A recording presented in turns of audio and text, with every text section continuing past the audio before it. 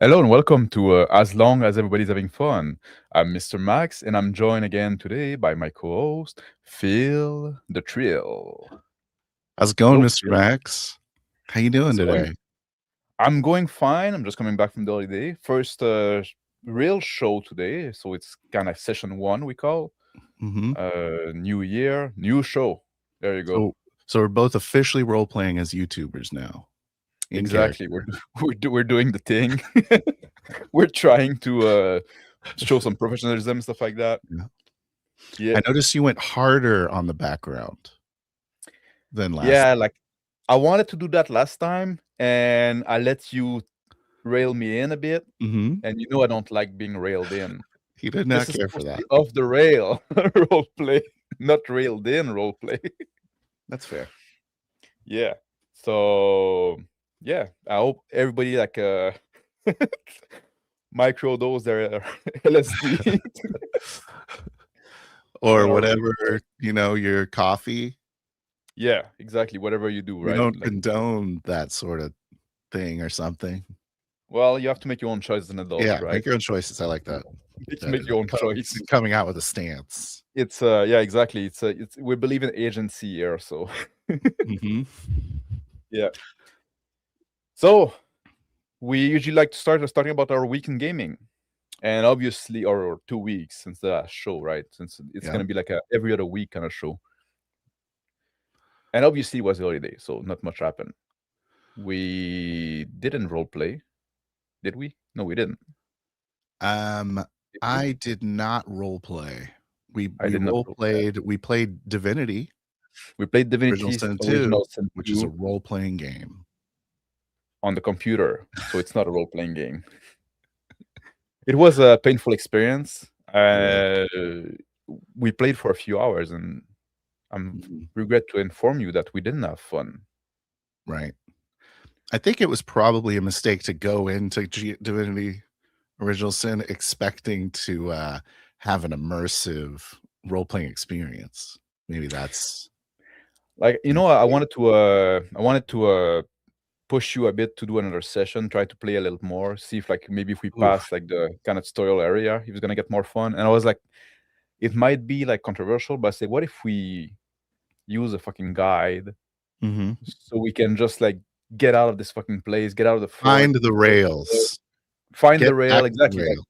instead of like having to bump on the wall and like, oh, I have to talk to this guy and talk to this guy and find this guy and talk to every NPC. Like, just fucking tell Yeah. me what I need to talk to so I Just can go have Just some shut up, freedom, have some players. fun. Just get on the rail already and shut up.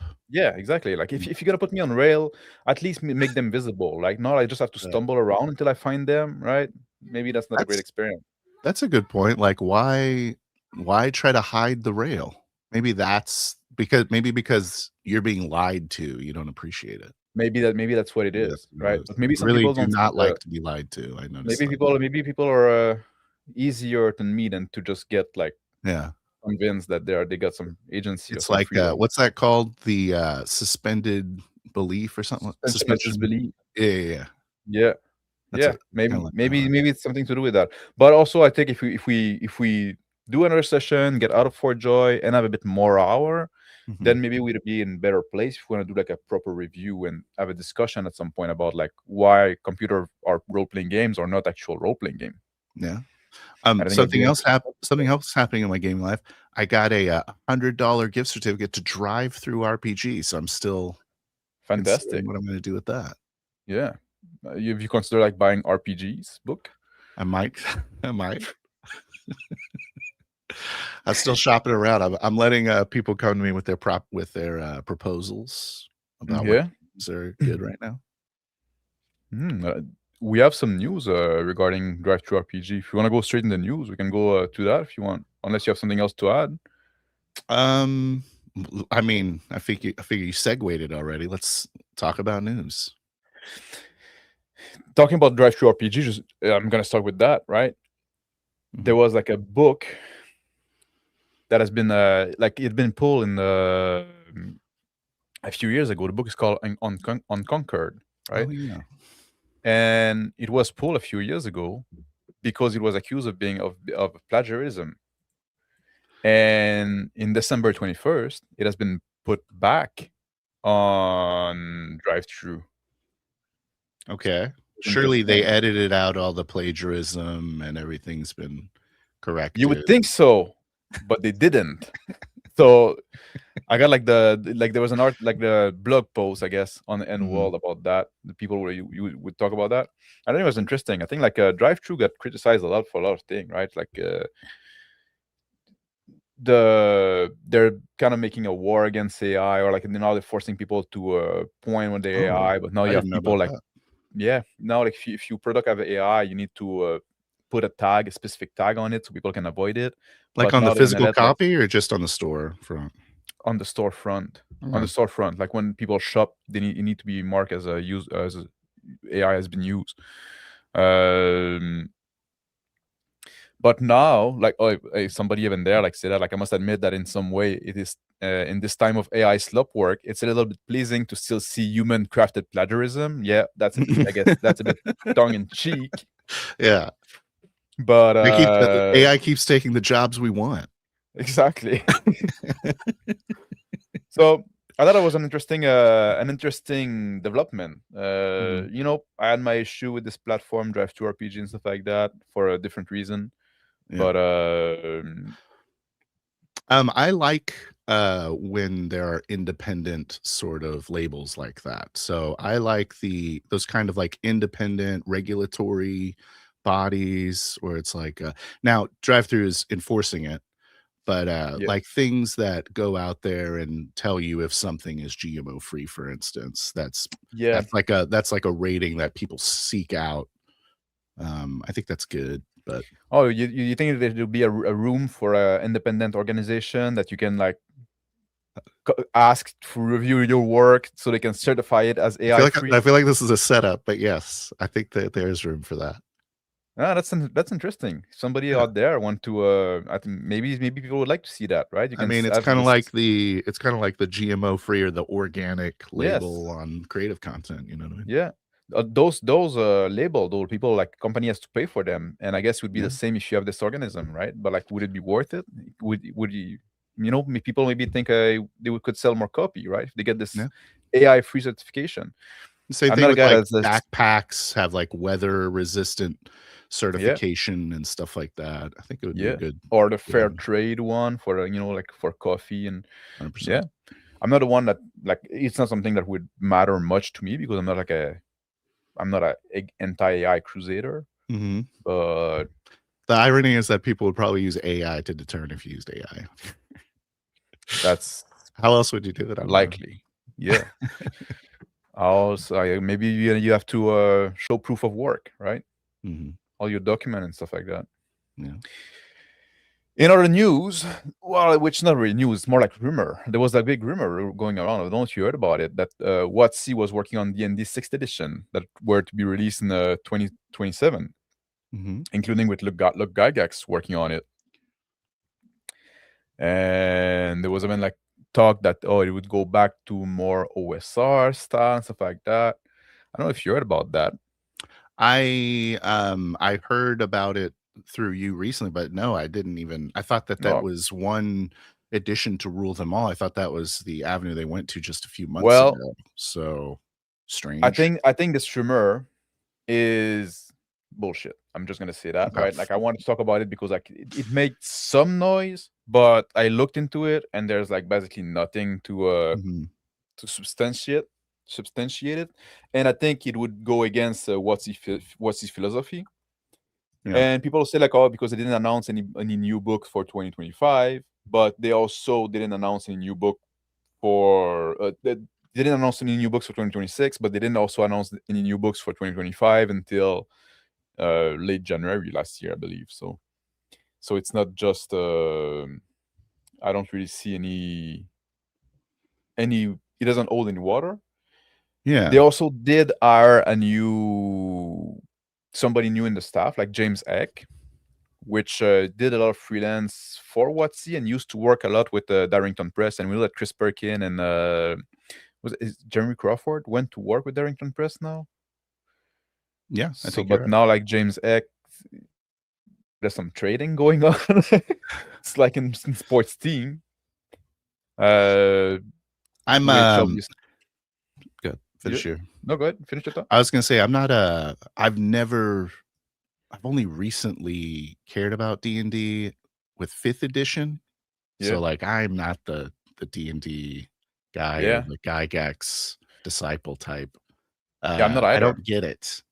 Yeah. Um but I feel like you're kind of cutting the knees off of my WotC did it again option on the wheel. We could have had that. Oh yeah, that's true. But yeah, it's not gonna be like any change of direction from for this company, Yeah, so it's just a because like rumor. Looks sounds like. the James X thing is real. That's been confirmed Mhm. on December 31st.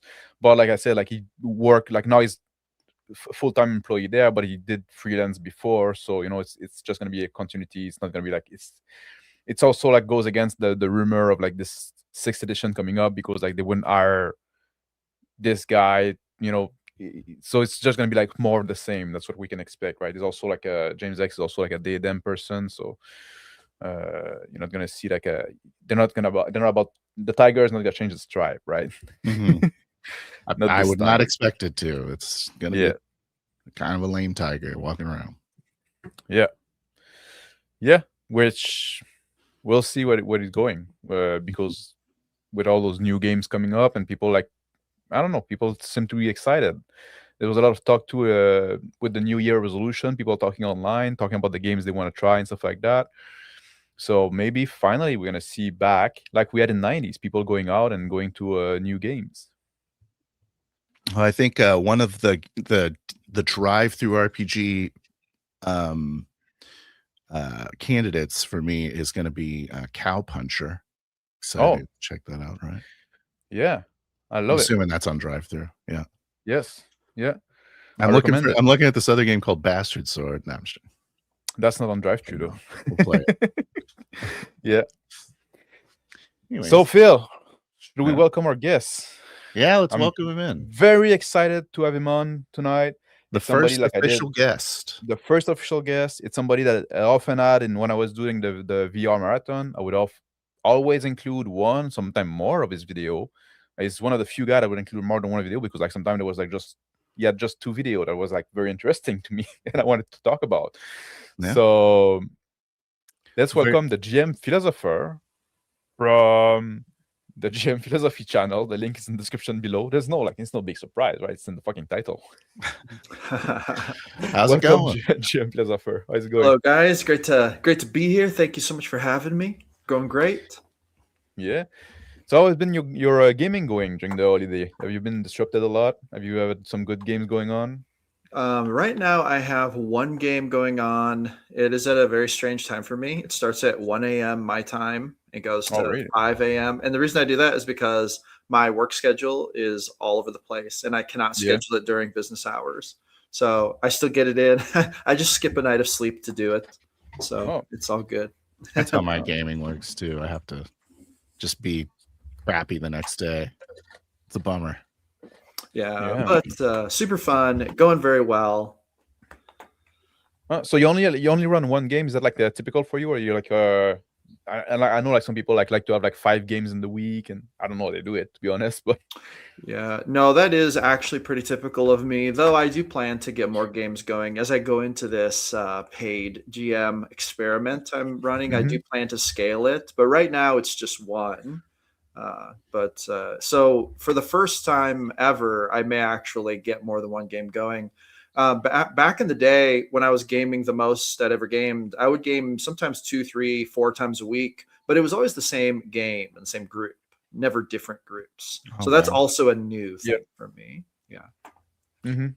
And you said you have been a professional GM for like a couple months. You said, or Well, professional is a very loose term. I So get paid. Stephen King once said, it's a very easy definition to get into. yes. Stephen King once said, I like this definition of professional. He said, if you write something, of course, he's talking about writing. If you write something and you sell it and you pay your light bill with it, you are now a professional. Okay. So that was his definition. So by that definition, yes, I have been a pro DM for about a month and a half. Nice. But And I it pays still your have it lots. pays your electric bill. The light. Well, Dope. it's paid at least a half an electric bill. It keeps a lamp going. Yeah. Keeps As long as it's not too cold out. It keeps Right. the router running, the internet router for Nice. sure. Yeah. There you go. Self-sustaining hobby. Good stuff, man. Yeah. Is Do you have that any comments on those news that we talked about? Like, what do you think? Like, you think like what's gonna come with a sixth edition, or you believe like Um, it's gonna be like they're gonna stick with the fifth forever, trying I to I think that their business model relies on them releasing a new edition every, like, probably at least every 10 years, if not more yeah. often. I can't really see um, how their business model will work if they don't, to be super honest. And I'm not mad about that. Like, if they want to release a new issue, that's fine. But I do feel like there's this rhetoric every time they release one where they're like, this is the last one. Like, Yeah. they released so many books for third edition, and I bought so many third edition books, had so many gifted to me, just like I have a whole collection. And then when it goes to fifth edition, I actually resisted fifth edition for a long time. I held out on principle. I was like, I'm not switching from third edition until literally my group bought me the fifth edition core books. And they were like, please run fifth edition for us. We love it. And I was like, all right, fine. And then I really do like it. But you're like, you'll have to pay me, and then your career was born. No, Exactly. Yeah. Paid in kind. But like I agree with you, like the business model kind of rely on like having a new edition every 10 years, and now would have been the time in 2024, right? Like because like the fifth edition came out in 2014, and they tried to do this thing of releasing a not new edition with just the update, and that didn't seem to be like a success for them. I don't know, but I did like the update. I thought the update made it better. I mean, Yeah. 2024. I think that the I didn't way look they at kind of streamlined subclasses was very exciting. I think it makes it easier to homebrew stuff, like homebrewing. Like, and that's actually what excites me about it is I've seen a lot of homebrew subclasses for this, and instead of homebrewing an entire class, homebrewing a subclass has just become so simple, and Mhm. I'm kind of excited about that. That's the thing I like that they did. Oh, I there was definitely hype or news around 2024 though, or I think it was 2024. So but a lot of it was I don't negative. think anything generates hype like an Yeah, new edition edition. drop for sure, Mhm. and a lot of But controversy. it was a very must mixed be bag, new. if I remember from the discourse, right? A lot of people were like said it didn't do enough. Some people said it didn't Yeah. do much. Some people said But it like really it, some people fires up didn't. your loyalist. You know what I mean? Like it Uh, really like get there's- ready to buy something, otherwise you hate us, sort of. There was a lot of hype around some of the stuff, like removing the half orcs and removing the Yeah. half elves and stuff. And I don't even remember if 2014 had half elves. Now that I'm Yes. thinking about it, did it have half elves? Yep. 2014. Yep. So Yes. that was a new thing. I think that hype was almost as big as the release of the edition, maybe even more so. Yeah. All those little like small announcements and teasers like help generate that Yeah. stuff. Yeah. It's like it seems like it's planned and it's meant to generate hype. Well, That happened at the same time, right? The half races in 2024. Isn't that the same time? The half races. I think like from Tasha's, like they were kind of like iffy about the phrases, no? Oh, okay. It's Tasha's Cauldron. Obviously, I'm not a D&D guy, so I don't follow that too closely. Like I because I'm like I talk about RPG a lot, and this is a big name, right? Obviously, so I do keep my ear to the ground, right? But I don't really have interest personally in it. Yeah, like I don't hate 5e, but if I'm gonna play it, I'm only gonna play with the core book from 2014, and that's gonna be fine. Like some optional rule in there, right? And yeah, that's good enough for me, right? It does the job. But I'd rather play something else. What's Like your chosen fantasy system if you're going to run a fantasy game? Phil, I'll let you answer that. My chosen system right now is Easy D6. I'm really a Okay. big fan of that. Yeah. Made by GM Scotty. It's basically like a simple 2D6 system with some meta currency in it called Karma and Hero Dice and stuff. That's it. Nice. Very simple system, but Very like simple. it does what we needed for it, right? So Yeah, it allows you to everything we kind of abstract a lot of things, I think. Yeah, and it's easy to hack, so we use it for sci-fi campaign as well and stuff like that. So modern thing. Yeah, I will use it for any setting. Yeah. Nice. Yeah. So What about you, Max? it's easy to say, same as you. Yeah. Yeah. We play Same together. as, yeah. What about you, Josh? Are you like just a D&D guy mostly, or are you? I do like D&D. When I run sci-fi, I actually have like a homebrew system I use that I really like. I used to run way back in the day, I actually started playing TTRPGs with classic Marvel, if you remember that, like way back in the Yeah. day. Yeah. I started with that, Is that played that. classic Marvel? That's not Phase Rip, no? No. Uh, no. Actually, it was called Oh, okay. Classic Marvel. Yeah. And actually, you can get the whole handbook for free online. There's like a website dedicated to like being an archive for all those old free Mm-hmm. materials now. But it was like Classic Marvel. You play superheroes, but like it had it had kind of a clunky percentile based system. With like this bar graph for all like the power levels. It was really Yeah, cool. yeah. That's the one we call like Phase Rip. Okay, yeah, gotcha. Yeah. Yeah. It's like the name of the attributes, right? Like that's in Yeah. Oh, yeah, it is. Okay, I got you. I see what Yeah. you're saying. Yeah. So I started playing that, but then we wanted to play Star Wars, so we just kind of adapted it to Star Wars, but we kind of abandoned everything but the core dice rolling mechanic, and then we built our own Yeah. character sheets, and so we played that for years. And then as we went, we actually got rid of more and more of the old stuff, and we just ended up with this kind of like bare bones homebrew system that worked super well for us. And we used Yeah. it to play samurai. Like we played like a samurai campaign one time. We used it for that. And I really resisted playing D&D because I was so sold on this. I was like, why do you need to buy a system? You could just run this homebrew system. It's great. But then same thing. My friends eventually they were like, Josh, you need to run D&D. And a friend gave me my first set of third edition books when he upgraded to 3.5, and he like gave them to me, and They're I always just like, extorting you into D&D. What's the deal? yes, yeah. So he gave it to me, and I read them, and I was like, "Oh, these are actually really fun. This is cool." So I learned it and ran it, and then fantasy is D&D. But to this day, if I run sci-fi or superheroes, I default back to that homebrew system I used to run, which is just Really? bare bones percentiles and common sense rulings, basically. If you're, I feel like I need to say that. Like, I have a friend called. He goes online by Bear the Genetics GM, right? And he has those books that he put out that are kind of revival of the Phase Drip system. One for superhero called Heroic, and one for fantasy called Valorous. Oh, So if you're into this kind of system, maybe something you can, or somebody watching something you could look out for. heck yeah. I think I heard you say on one of your videos that you are playing a Genesis system, or did I mishear that? Regenesis is Regenesis, my homebrew world state that I play fantasy in, basically. Oh, okay. So, yeah. I thought you were talking about like Fantasy Flights, like Genesis. Yeah, the Genesis system. Oh no, it's not related. Okay. No, have you tried it? No, I have not tried it No? actually. No. You're Can't stand the you were gonna be the one person I'd ever heard say something positive about it, and I wanted to pick your brain on it. But No. since that's over, I actually haven't tried that many systems, to be Yeah. honest. Nope. me neither. This can lead me to I think can be a nice segue to a question I'm always interested in when I'm talking about like people that are into RPG, right? Because like people engage in this hobby for so different reason in so different manner that I'm always curious about like what are you looking for in role-playing game? Why do you engage in this hobby? Like, we all have like limited time, free time, hobby time.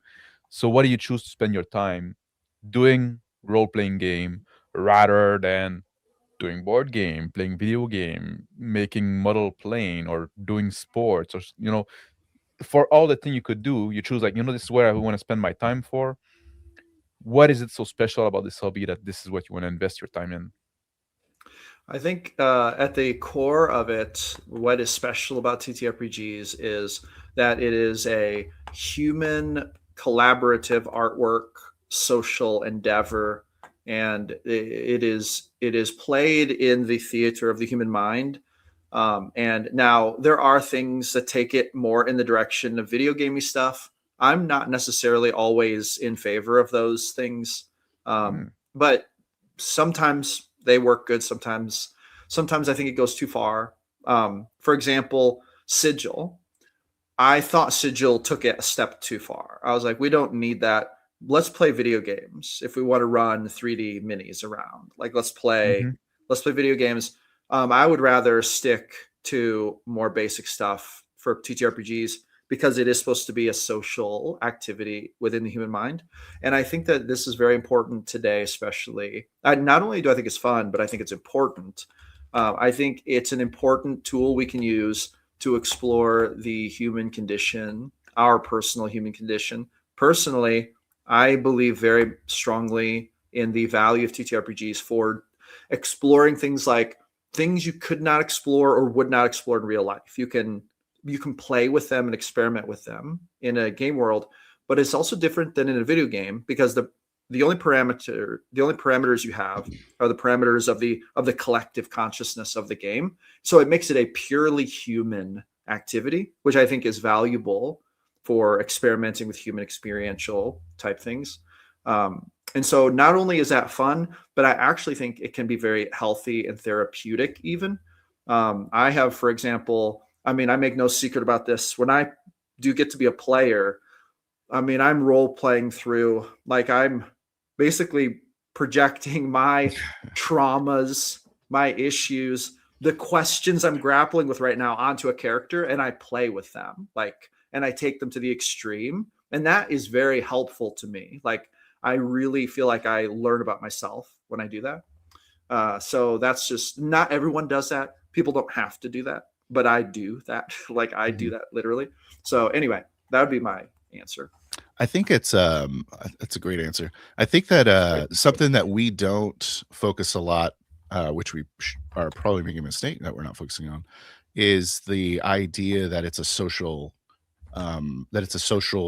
experience, and that the Mhm. more people are involved, the less I guess control you have, and the more um interactive it is. I don't know what I'm trying to say, but basically, like, you're not just writing a book, right? You're Yeah. involved in a story, you're involved in a growing and organic world. And the more people that are kind of contributing to the setting and the movie that you're living in, like, the more different and more vibrant it becomes. I think it's I important think, to have that social yeah, aspect for sure. and I think the social aspect also it give you like a time pressure in a sense, right? If you want to Mhm. play with people that you want to respect their time too, right? And if you when you do solo role play, you try to do something like that, you can ponder about things and take your time because it's only like on your own, right? Or if you're writing something, basically if you're making a novel. But when you're playing this game and there's other people and they're all gonna come with their contribution and you have to react on the spot to what other people do, right? And what the world do and stuff like that. Yeah, So it takes you in a very different state of mind that, like exactly. I It's often say, like Yeah. you have It's not to, some turn-based game. It's like, you're having a conversation, you're having a back and forth, like, with yeah, real people. And you don't get that in a lot of other mediums, a lot of yeah. other But hobbies. I really like the answer you gave, Josh. There, you touched on a lot of things that are dear to my heart, right? And you talk about like yeah, it's an experience that exists in the theater of the mind, right? Like obviously, I'm a theater of the mind versus mini kind of guy, and Mhm. I think it's an imagination based game, right? Which imagination is a muscle that you need to work on, right? And this it also gives you access to this. You develop your empathy because you have to think as somebody else, right? You have to put yourself in you put yourself in the shoes of your character, literally, right? So this guy that is not me and seeing the world and those situation, right? So I think like a lot of things you said are right on, Mhm. uh, in my opinion, obviously. Yeah. And in mind. Yeah. Yeah, I've gotten a significant amount of pushback on my Sure. channel when I talk about, especially when I talk about role playing through your traumas, role playing Mhm. through more extreme ideas you may have. Like, for example, like, my last player character I played seriously was a lawful evil Minotaur bard who loved money. Like, that was his, like, he basically, his catchphrase was the only God is gold and God is good. Like, that was his catchphrase. And, but Awesome. with him, I was toying with this idea: are we born evil? or do we become evil, right? Because like, and this was just a concept that I was working through in my life. Like when I reflect on my bad choices or mistakes in life, I tend to feel very guilty about them. And this creeps into my mind. It's like, well, is there a part of me that was born to do these bad things? Or are they just the result of choices? How much guilt should we feel about them? These are concepts that I really went hard with this character. And it was not only fun, but I think actually it helped me to like explore those ideas in a play thing, in a play manner. But I will say I'm surprised at the pushback I get sometimes when I start going into that area. I think people think that maybe I'm taking it like way too seriously. Like they're like, calm down, it's just a game, like just I think roll. Very it common is just a criticism. game. Yeah, I think it's just a game, but I think like it's like any hobby, right? Like I think you're gonna get more of it if you take it seriously. If you were I to do like you were to go like play soccer in like a local league, right? And people would accept that when you go to the field that you actually try to play soccer, that you're just like there with your hands in your pocket and like just kicking some grass, right? If you play in a band, even though you're just like doing that as a hobby and stuff like that, people expect you to show to be there at the practice and try to learn the song and try to play in key, right? It's only like an RPG almost, like that people say, oh, it's just a game. I'm not gonna put any effort in it, and I'm gonna try to get good at it. And you're stupid if you try to take it seriously. Yeah. Do you agree with this characterization? Like it's so strange to me. Where do you think that come from? Oh, Yeah. go ahead, Phil. Oh, I was going to say, I think a lot of people just don't. I think a lot of people relegate that hobby to being just a hobby. And I actually don't think they think about it in those serious of terms. And I think that when you start talking about it like that, I think it almost like, I don't know. I think they legitimately think like, I don't know if it puts pressure on them, or maybe they think, what are you trying to tell me? I'm not doing it right? Am I not as good as you because I'm just playing it for fun? It's like, no, you can play it however you want. Like, it's just, but anyway, go ahead, Phil. I agree with that. I think that a lot of people have trouble taking themselves seriously, and because they just I don't know, they've probably been through some kind of trauma in their self, and they don't really want to Do you visit think it that's very much. being bullied when they were young for engaging in this hobby, and now like they still want to do it, but they have to kind of like Yeah, it's guard like a high school themselves? Like, teenager I don't think mentality. They don't wanna be seen as caring about anything because they that don't want to own shows it. weakness or something. I don't get it. Yeah, I don't know. I disagree with. I think it's a terrible way to live your life in general. I do wish that if people care about a thing, that they take it seriously and try to get the Yeah. most out of it they can. I really do believe in this. This is what I try to do in my life. I heard, I don't know if any of you listen to Gary Vaynerchuk. He's like a digital marketing guy. I listen to his podcast, but he says all the time, he's like, I suck at pretty much 99% of things. He's like, but the 1% of things I'm good at, I'm really good at because I really work hard at them. That's like a thing he always says. And I kind of feel very similar to that. It's like, I'm not very good at most things, but if I'm going to play TTRPGs, man, I want it to be a banger of a time. And it's a time consuming hobby too, right? Like you're gonna spend like 2 hours a week, maybe every week. Sometimes people do more, right? It's like if you do prep or whatever, so you can like Something that I kind of deviate from you on, and I don't know that it's because I'm right. I'm just saying there's like something you said is that you come up with that thing you want to explore before the concept of the character, or do you come up with the concept of the character and kind of stumble into this like humanity question or condition question? Like which one is the chicken, which one's the egg? You know what I'm saying?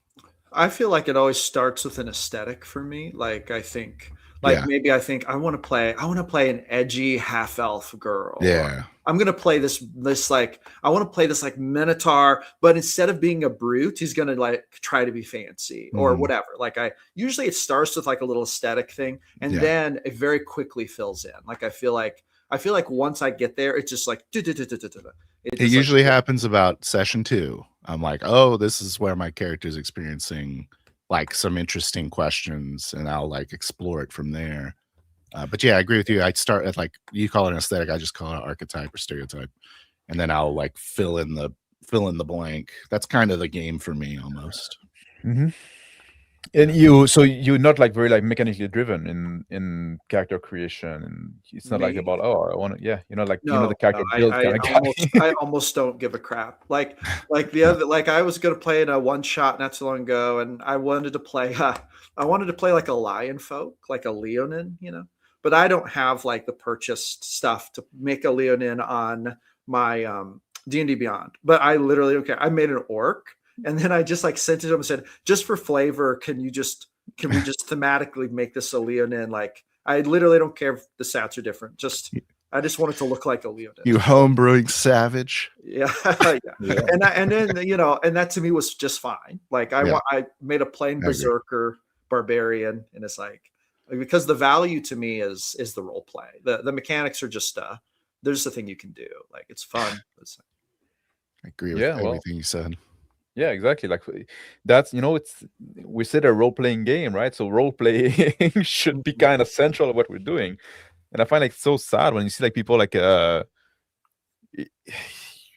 not sad, but like, in my point of view, like it seems like a missed opportunity when they spend like hours and they do like those miniature combats like that, and say like, well, maybe there would be like other hobbies that would be better suited to what you're doing, right? It's like, if you just want a skirmish game, maybe you could do that. And I don't know. I don't know that I agree with you. I think that maybe I'm too harsh.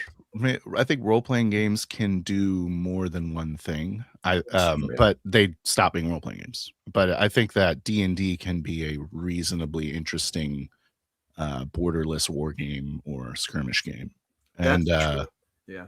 And I can't fault someone for wanting to play something like that. I want to play something like that. There is kind of a magic fun to a very tactical hex grid combat that's run really well. Like there is a magic to that. Especially, I feel like I think 5th edition does it really well. 3rd edition did it really well. Yeah, it's kind of the same appeal as like deck building games. And but yes, but like wouldn't be like if you want to have like the pure tactical game, right? Mm-hmm. I think you almost a skirmish game. You almost have to have like it need a different set of rules, right? Because like now things need to be more precise. Like movement need to be like properly defined. You need to have specific move set you can do, because like you get into like a more competitive kind of thing in a sense, right? Lots of role playing games offer that, or lots of role playing offer that role playing. But oftentimes those rules get in the way a bit of the role play, right? Because now like 100%, you have to discuss mechanic much more during the session, then so you always break off in your immersion, right? Then, I agree. Sorry, I think you're muted. You muted? Yeah. In the back, my dog was barking, so I was while he's and then I was yelling at him to be quiet, so I didn't want to yell into the mic. Be quiet. But yeah, no, there's a question. So here's the question: if you want to create a very combat-centric character and you want to slay enemies using your awesome abilities and level up your weapons and your armor and make it a tactical game, then why not play why not play like Dark Souls, right? So it's like, why not?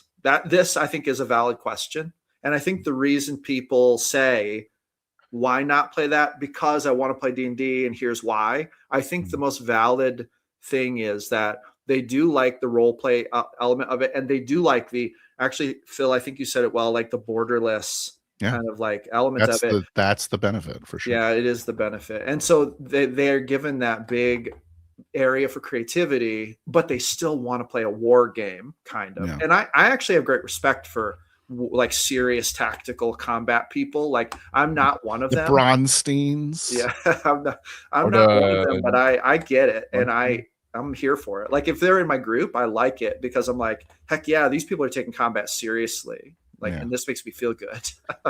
Do you find like don't you find that sometimes you can be like disruptive if you have like a group with a mixed group? Basically, if you have like heavy role player, people that are like and people that don't care much about the role play and just want to do the combat thing. I'm very curious to hear your answer on that regarding like the professional game also.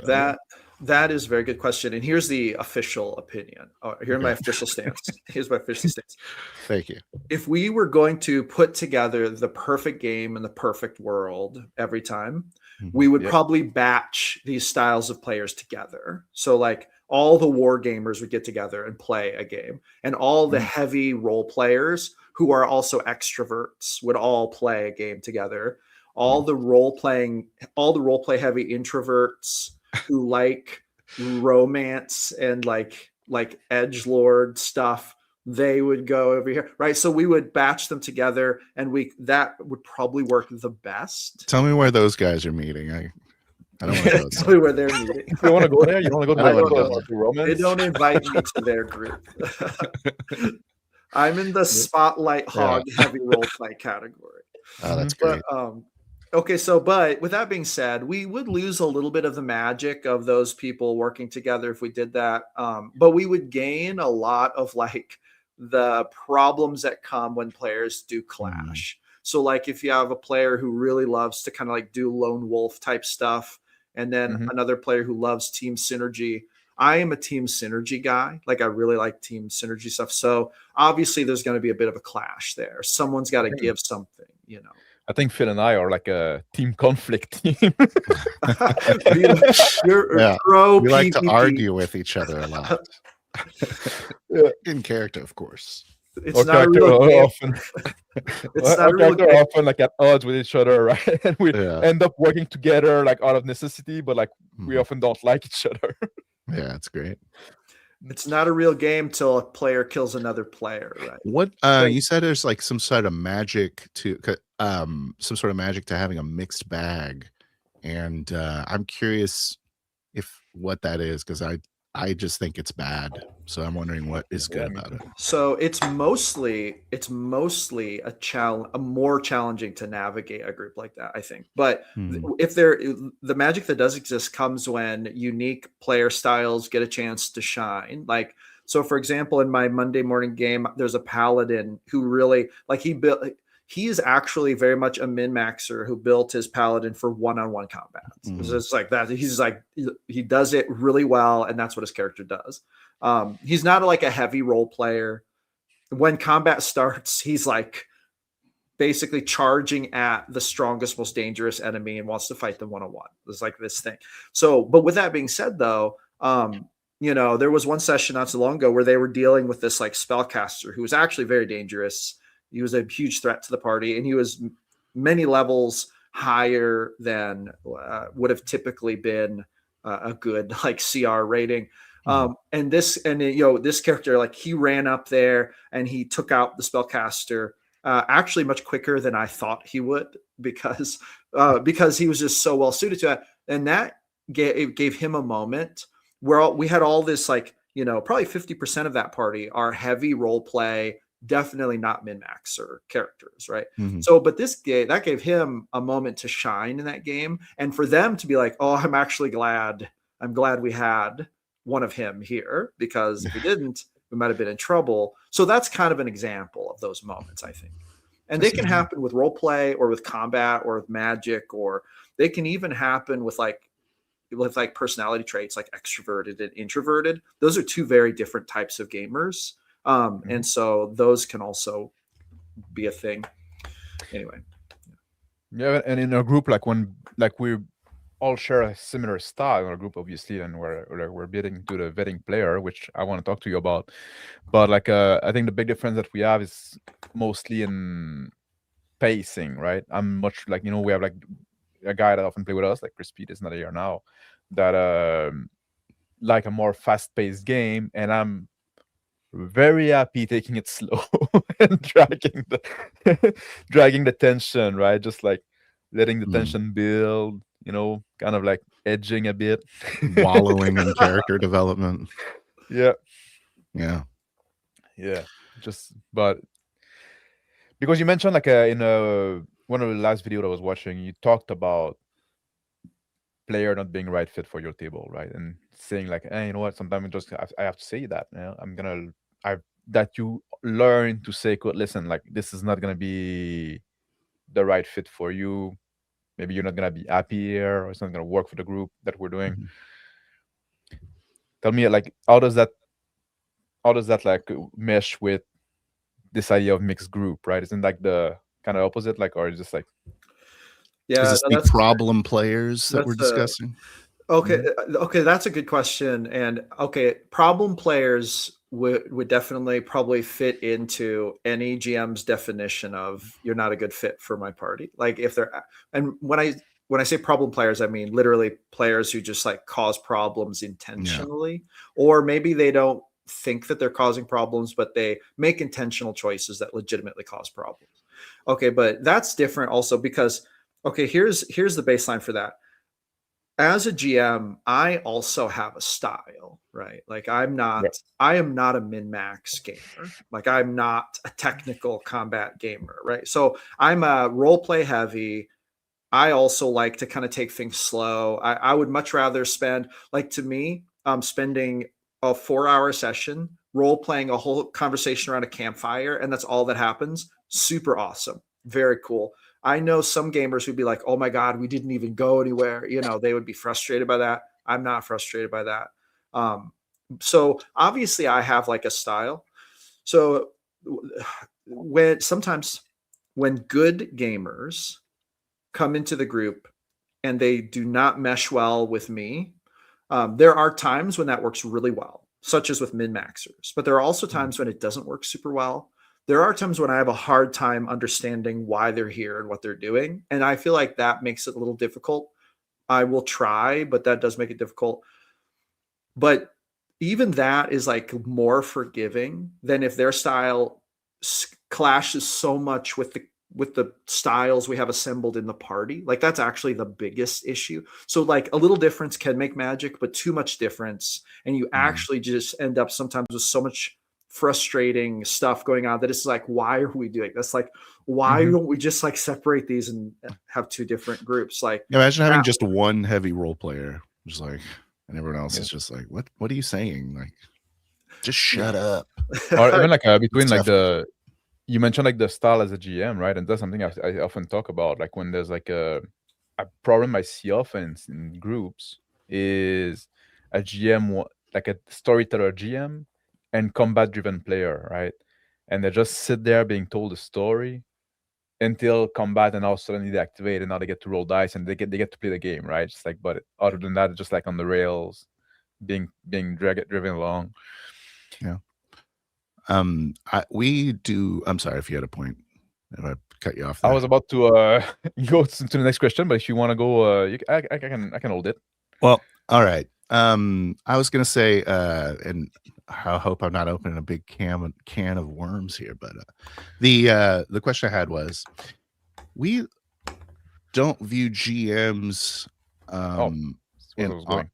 yeah, on our in our style, the GM is very much a player in the game and is also discovering the game as they're playing and doing all these things. And I know that you have described your GM experience in that way somewhat. Like you don't like to have a lot of prep, or you enjoy a lot, or your prep is different.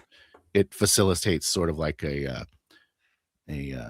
don't want to put words in your mouth, but it facilitates a more reactive style GMing.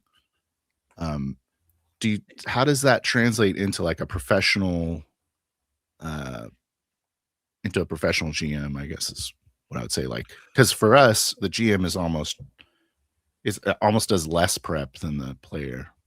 Mhm. But Yeah.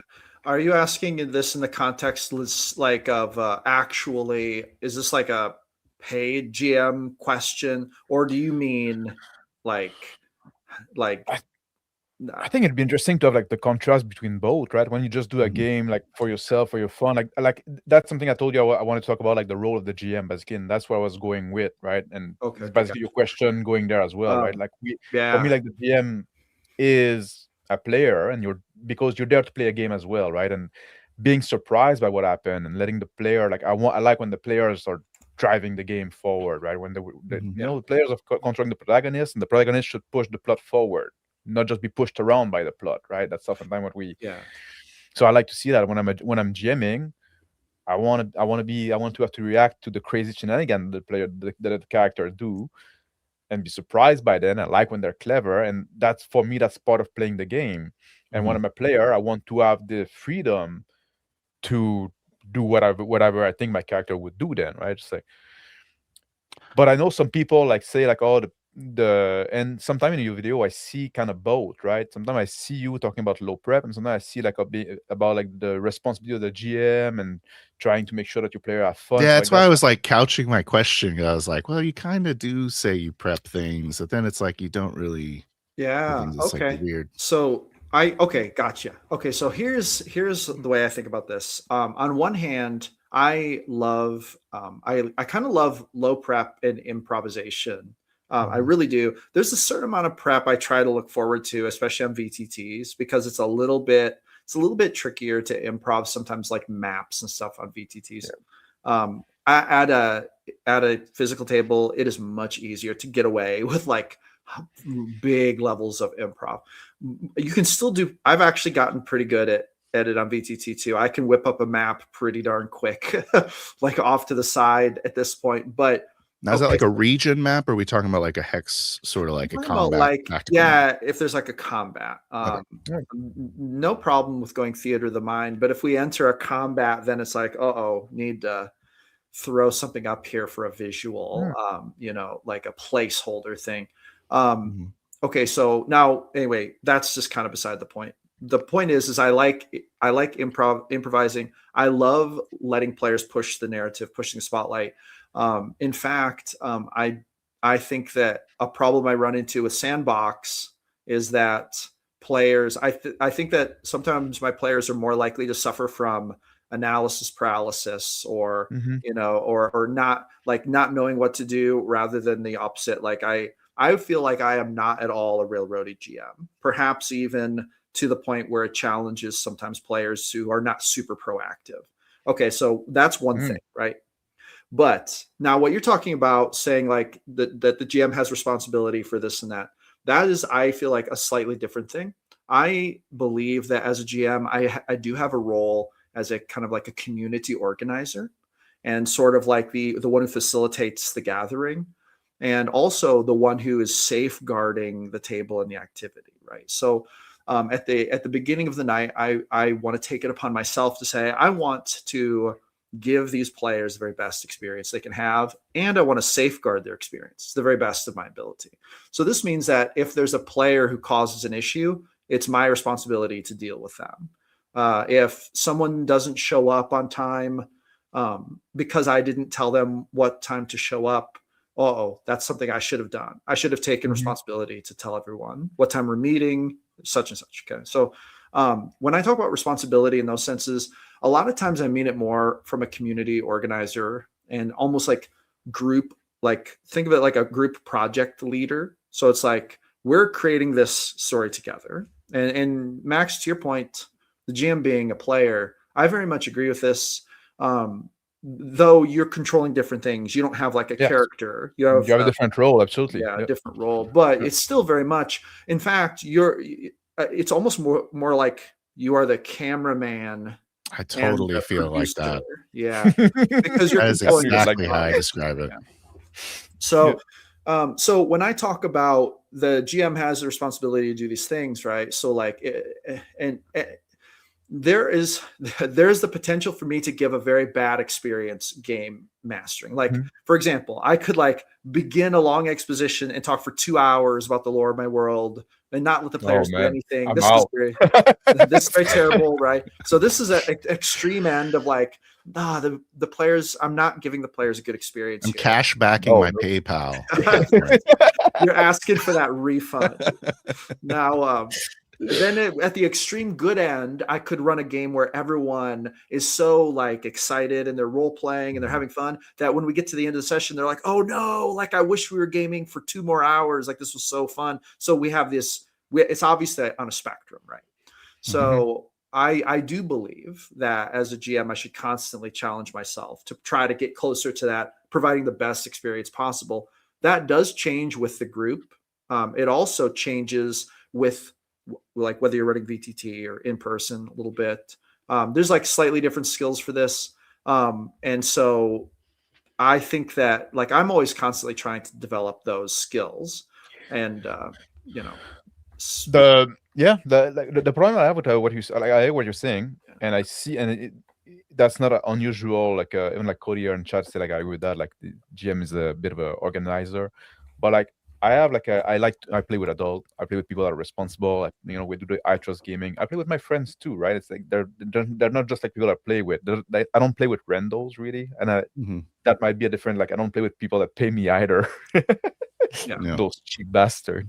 Yeah, I assume that if you're getting paid, you're probably for sure Yeah. in charge of all the So administrative. I assumed it would be a very, very different experience. But like what I'm thinking also, like, what about your fun as a GM as that, right? And Mhm. what about the responsibility of the player compared to that, right? Like it was like, yes, as a Yeah. GM, you want to provide the best experience to the player, the best GMing to the player you can, but don't the player have the equivalent responsibility Yeah. of Yeah.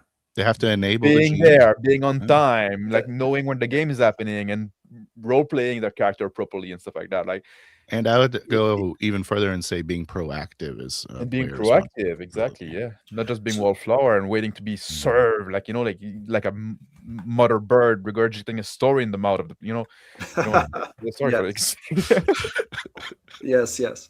No, yeah, no, you're 100% right, and that is a super good point. To that point, here's what I would say. So actually, this leads into an interesting topic that has a Venn diagram overlap with this, which is why I actually believe very much in paid games. And Mhm. to take it even a step further, I actually believe that most good GMs, unless they're gaming with their actual friends, like Mhm. like you and your friends have grown up together and you like each other and you hang out and you decide to play D&D together, that is one situation. But in any other situation, I lean more toward once you start to become a good GM, actually, there are a lot of good reasons to run paid games. I actually don't run my paid games any differently than I would run an unpaid game. I don't actually see myself as like, I'm not trying to like, oh, I have to perform to get this money. It's like, no, that's not why I'm getting paid Mhm. as a GM.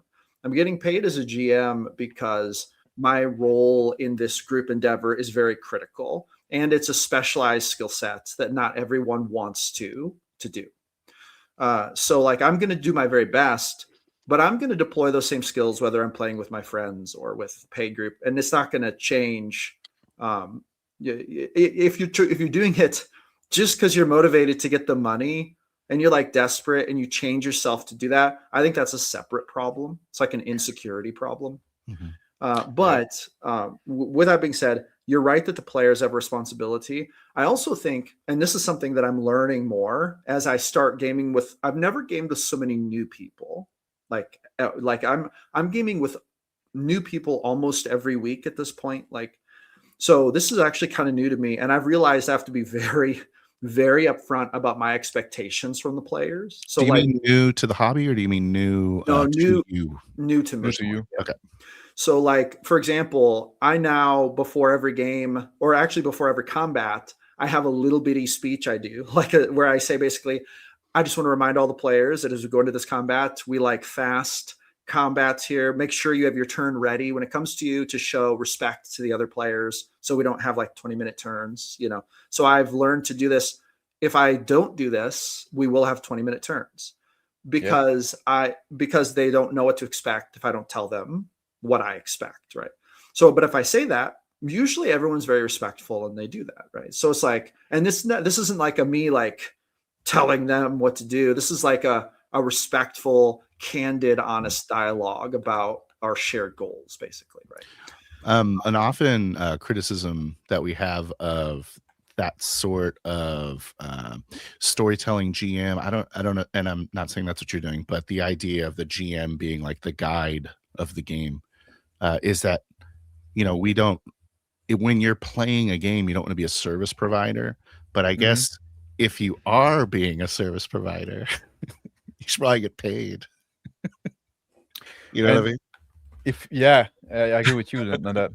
If Well, it's you're if also true that getting paid weeds out people who are at least a certain amount You're unserious about. definitely got player buy-in when they're literally buying in. But Yeah. anyway, go ahead, Max. It looked like you were gonna. No, I was saying there's certainly people that I would need to be paid to play with.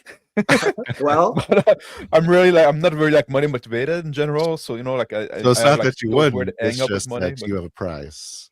exactly, I have a price. Yeah, it's the same with sex, right? It's not- The Same as market, when Max is prostituting himself. Exactly. the market will get what the market wants, right? Yeah. And But it like wants it's Max. interesting that you say like oh the GM like probably at a certain level when it's get good should be paid. But like let me ask you that: do you prefer GMing or do you prefer being a player if you have the choice? If you're with I your friend, you have a group, stuff like that, right? if I am not GMing, I can only play for a certain amount of time before the itch to GM just overwhelms me. I have to GM. Like I love it so much. I love being a player, but if I'm like, I mean, if I play like 3 sessions as a player and I'm not running something, I'm going to be Yeah. going home after that third session being like, I got to start a game. Like I Because can't. I'm asking that because that's oftentimes like what I see, like people like some people that like GMing like prefer GMing, right? Oftentimes like it's a specific role, and you say like, well, you should probably like get paid, but I also like I feel like engaging with the game, especially when you have good players that are engaged and stuff like that. Isn't that it's in a way its own reward? Yeah, yeah. So I like, man, I have like a friend group that I game with that I would never like run a paid game with because it's so rewarding to play with them. And it's like, Yeah. Yeah, and but there's also like, there's also a certain amount of trust there, and, yeah. and, Oh, and that's very my, important. my time is like, so if we go on another, this is also kind of like a tangent, but it's related. Yeah. Um, my time is like valuable. It's as Yeah. valuable as I make it with how good I am at the thing I'm trying to do. Right. So it's like, so GMing, as I get better, my time gets more valuable. So with my friends, they've already earned that time with me, like just by being Mhm. awesome They and grandfathered in. grandfathered in. Yeah. But also, I mean, I happen to have great gamer friends, like actually legit gamer friends who role play, and like we mesh so well. We tell amazing stories together. So like that is in itself very much a reward. Mhm. 100% Now, agree. when I start a game and I post a game and I fill it with like 5 people I've never met before, I do think this is a slightly different kind of experience. Yes, I I could see that. think Yeah. I I I think that like uh there is also a part of this that is cultural and Mhm. societal where we do live in a capitalist society. So there's like an element of like Um, being a GM is a specialized skill set. I am of the mind that anyone who does anything that is kind of a specialized skill set probably should make a hustle of it in this world that oh, really? we're turning into. And that's where the marketer in me comes in. Like, Yeah. so if someone is really good at making homemade wine, they should Yeah. probably turn that into a hustle. They should probably, like, if they are already making wine for their friends love it. What I say to them is the next step is you need to start a business selling homemade wine now because you've already proven you have the value. People enjoy your wine because it's not getting any cheaper to live out there. You should be selling your homemade wine. This will help you have a better life. It'll help you get better at winemaking. It makes everything better. Like, why not to do that? No, So, like I agreed with you a lot so far, but like this is something like so alien to me, right? From like I'm the kind of guy that think like money makes everything dirty, right? Just like I okay, okay. have, but I'm also not earning for it, right? I'm retired and shit like that, right? So I agree with you, GM Philosopher. yeah, like I know in that case that I'm a bit of a weirdo, right? Like I like when people do things out of love, Yeah. not like when you start making like you're I ugly to think us, you I can think you're do losing both. something. Yeah, Yeah, I agree. In fact, I But think I get that your point, Max, obviously. getting paid to do the things I love facilitates me being able to put more passion and effort and time into those things. already for me it kills Focus. it. Really? Okay, no, that's fair. Yeah, And I think that's a specific type of person, like totally, like 100%. No judgment. But I'm just expressing like my sentiment about it. yeah. Yeah. Yeah. Like I've done so much. Like when even when I was like a lifting coach, and I did like so much like pro bono just because like, oh man, this guy could get potential. Now I want you to go. I want to see you succeed and stuff like that, right? Mm. I guess maybe I don't know. I just like have this thing that when I love something, I just want to give. I'm a giver, Yeah. whether they want it or not.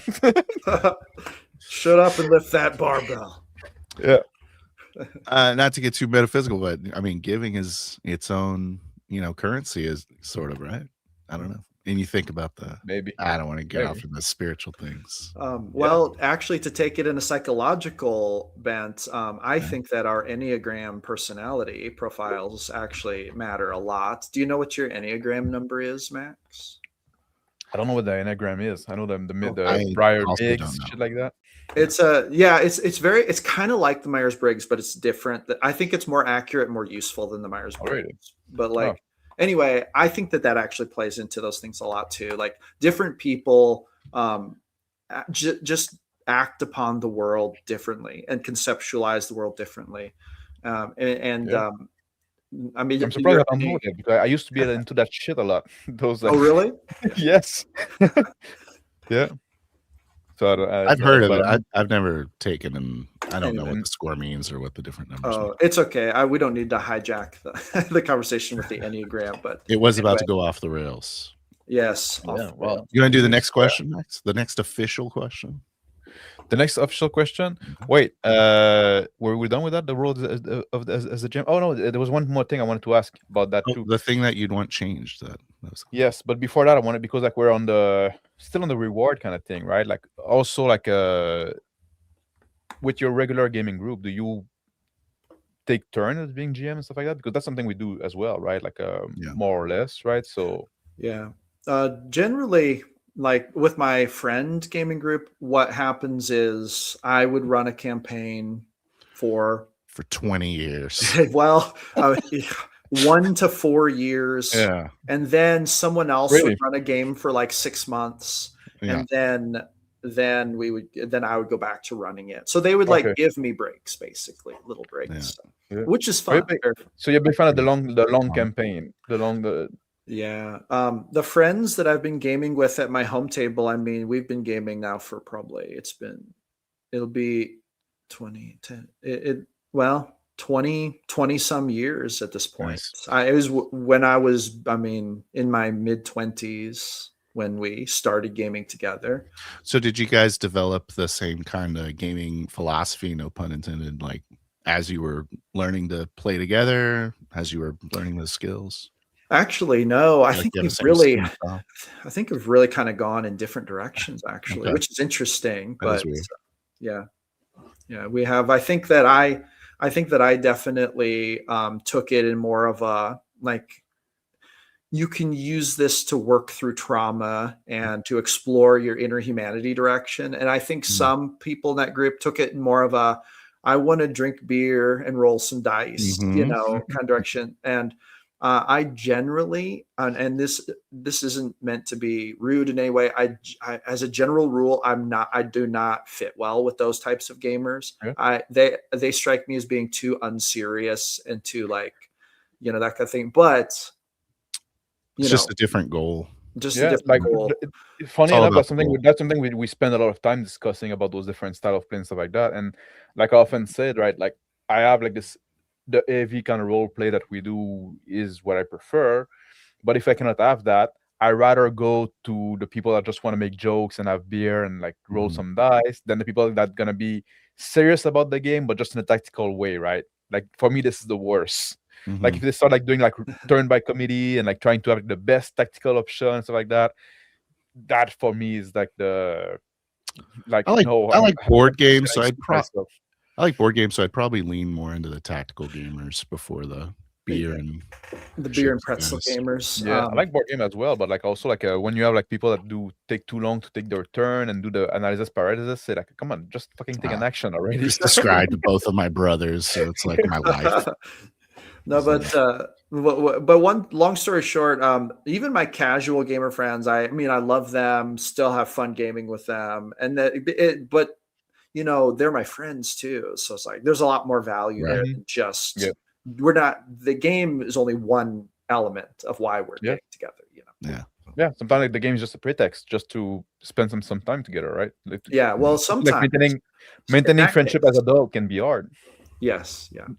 No, in that case, yes. But as a general rule, I do not actually, this is actually a very important distinction. I do not treat TTRPGs as just a facilitator to get together. To me, that is not like, if I'm going to do something just to get together, it's probably going to be something more like Magic the Gathering. That's an example of something I'll play and just chill and doesn't really matter to me. Yeah. But as a general rule, I would not choose TTRPGs. I wouldn't even do that because everyone would be messing around, and I'd be like, "We're here to play Magic."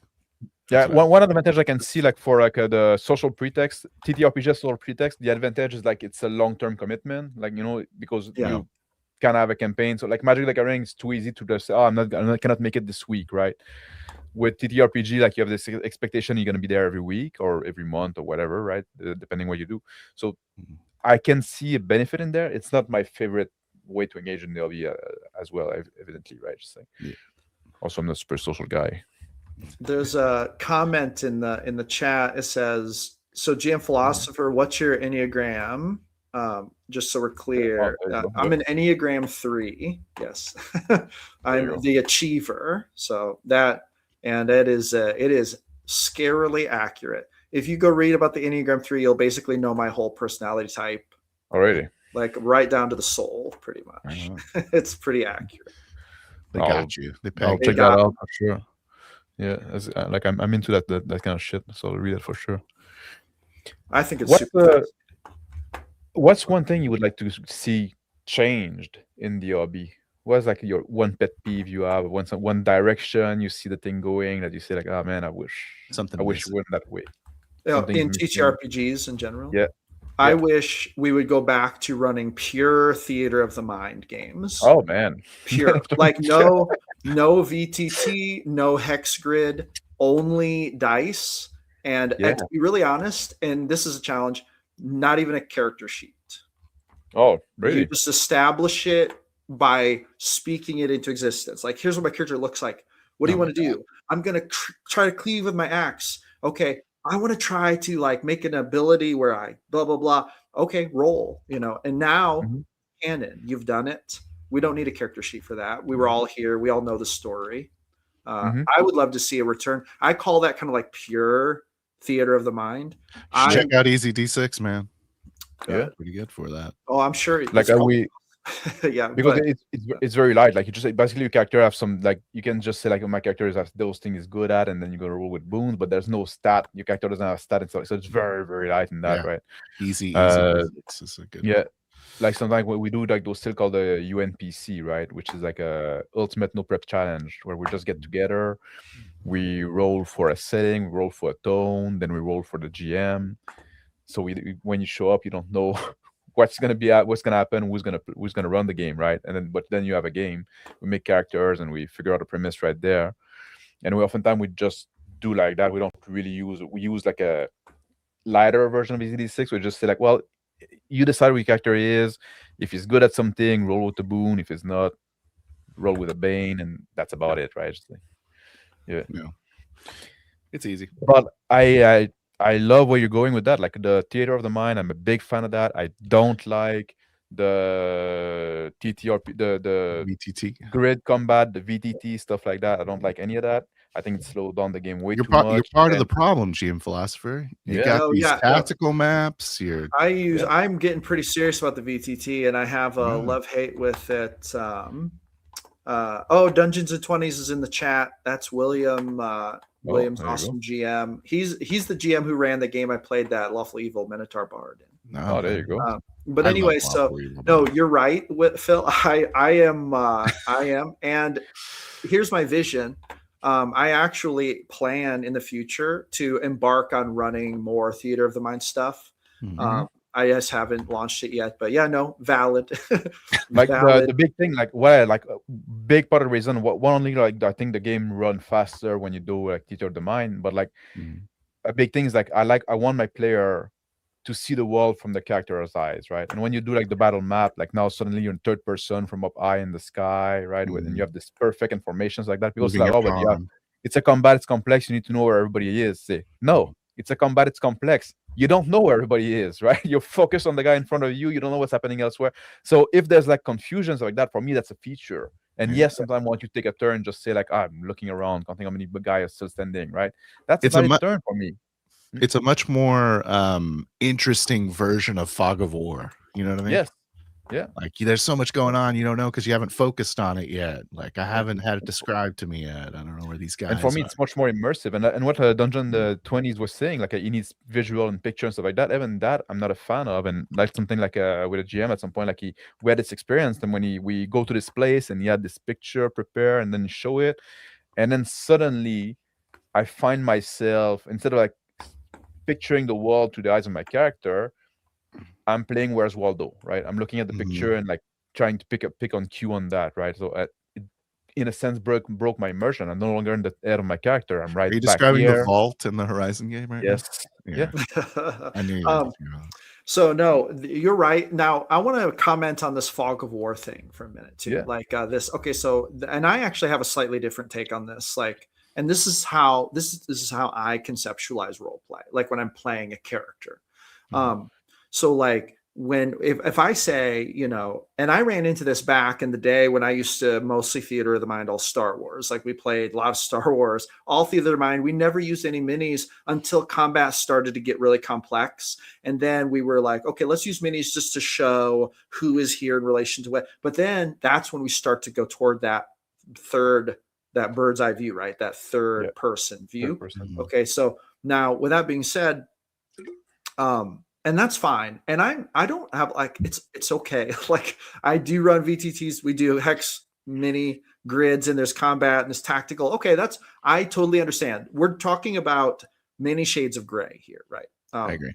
But now with that being said, if I'm describing in pure theater of the mind, you know, you look across the battlefield and you see the enemy mage, you know, there are orcs between you and him. You just raining down. You can barely see him. It's like, and they say, well, how far away from him am I? Like, are there orcs in the way? Like, if I shoot a lightning bolt, will it like hit him? Or like, what's the, you know, they're like, if they start to think tactically about it, what I want to say is, you are thinking tactically about this, but you as a player you're going in the wrong direction. Roll to see if your player can think tactically about it. Like roll, or your character, right? Don't worry about the tactics. We're starting to worry about the wrong thing. Worry about the story of your character, right? Yeah. Worry about what they're doing, what they're feeling. Also, yeah, for me, like one thing that's is very important. Like I want you to, like, for me, like immersion, you achieve immersion, like pure immersion, when you have like some form of emotional alignment with your character, right? Yeah. Like I want you to feel to some. Like, obviously, there's gonna be a damper. It's not gonna be 1-for-1 because like we're not insane. But like I want you to feel like somewhat a bit like your character would feel in that situation. So if something like is actiony, if something like is stressful, something is life and death, I want you to be on the edge of your seat and make decision quickly on the moment, stuff like that. Not doing like Pythagorean theorem and like stuff like that. Yeah. I have to. I think that theater mind has its limits as far as like having like a large scale, realistic. I don't even know if I want to call it realistic combat because I don't think top down tactical maps is realistic. But it's like you actually can manage like 15 different mobs at the table at once and keep track of where everything is. It does have its limits, and you can only get so specific and tactical with it. Yeah, but I think that I'm willing to sacrifice that. Me too. Just because I enjoy the emotional buy-in of a combat, because that's like one of the most interesting things your character can be a part of, and I want to experience that as my character. I don't want to play the dice game. I want to play the role-playing game over here. Like I don't want the role play to stop when combat starts, right? The role play should be, especially like this is one of the most critical moment, like your life's on the line, stuff like that. You're gonna have a lot of emotion going on. Like this would be like this one a moment. And when I say role play, I'm not just talking in character. I'm talking like thinking in character, right? And this is, moving and acting in character, not stepping in the box and like you figure out who somebody is in those moments of stress, in those critical moments, which combat is, right? So, and I think if you bring the tactical map, oftentimes you lose that because now, like, you're no longer thinking character, you're thinking as tactician, right? Like, you can put caveat about it. Yeah, and on the other hand, like, you can. I'm just trying to play devil's advocate for VTT. When you have all that information there is no questions like what you're describing, and if the player is being honest, they can decide then what they are really seeing through the eyes of their character. If they just kind of have a general idea of what it looks like symbolically, they can And then interpret it without having to ask a lot of indirect questions by saying, I look over there, those types of exactly. things. You can fill in And the blanks real quick. Could be a And benefit. nothing stopped the GM also from keeping track on some whatever software or scrap of paper or whatever. Like if you want to have your map as a GM like on your side, like you can, right? So if you want to keep things consistent, but oftentimes no, I think it doesn't even matter that much. That's a really Ah, I had a question to follow up on that, but I'd like to hear what you have to say Yeah. first, Jim. I want to clarify one thing. I'm not trying to like talk down about VTTs, hex grids, like these are all I've had so much fun playing like those games, like playing a VTT where I put images up where I have a good map with a good hex grid. We play a good tactical combat, or at a physical table where I'm drawing the map out. We have our minis. Like I'm not trying to talk bad about these things. I'm only saying that as when you said when you said what's the one thing I would like to see, I would honestly like to see more of a shift back toward that instead of going toward the video gamification of it. Like Yeah, I think that that's a bad direction. With that being said, I do think definitely. we're in a middle area with the minis and stuff, and I don't think it's bad. I don't think I'll ever stop running those games, but I would like to run some pure theater of the mind games in addition to. So it's like just to clarify. Yeah. And I wanted to respond to what Max was saying about the GM could have it going and running it. But I am a believer that the best GM experience is also immersive. And Yep. so, like, I don't know how you feel about having. I don't know that you've even mentioned like immersiveness or not, or do you think view that as like an ideal in your games, immersion as I guess as a character, but then as a Yes. GM as well?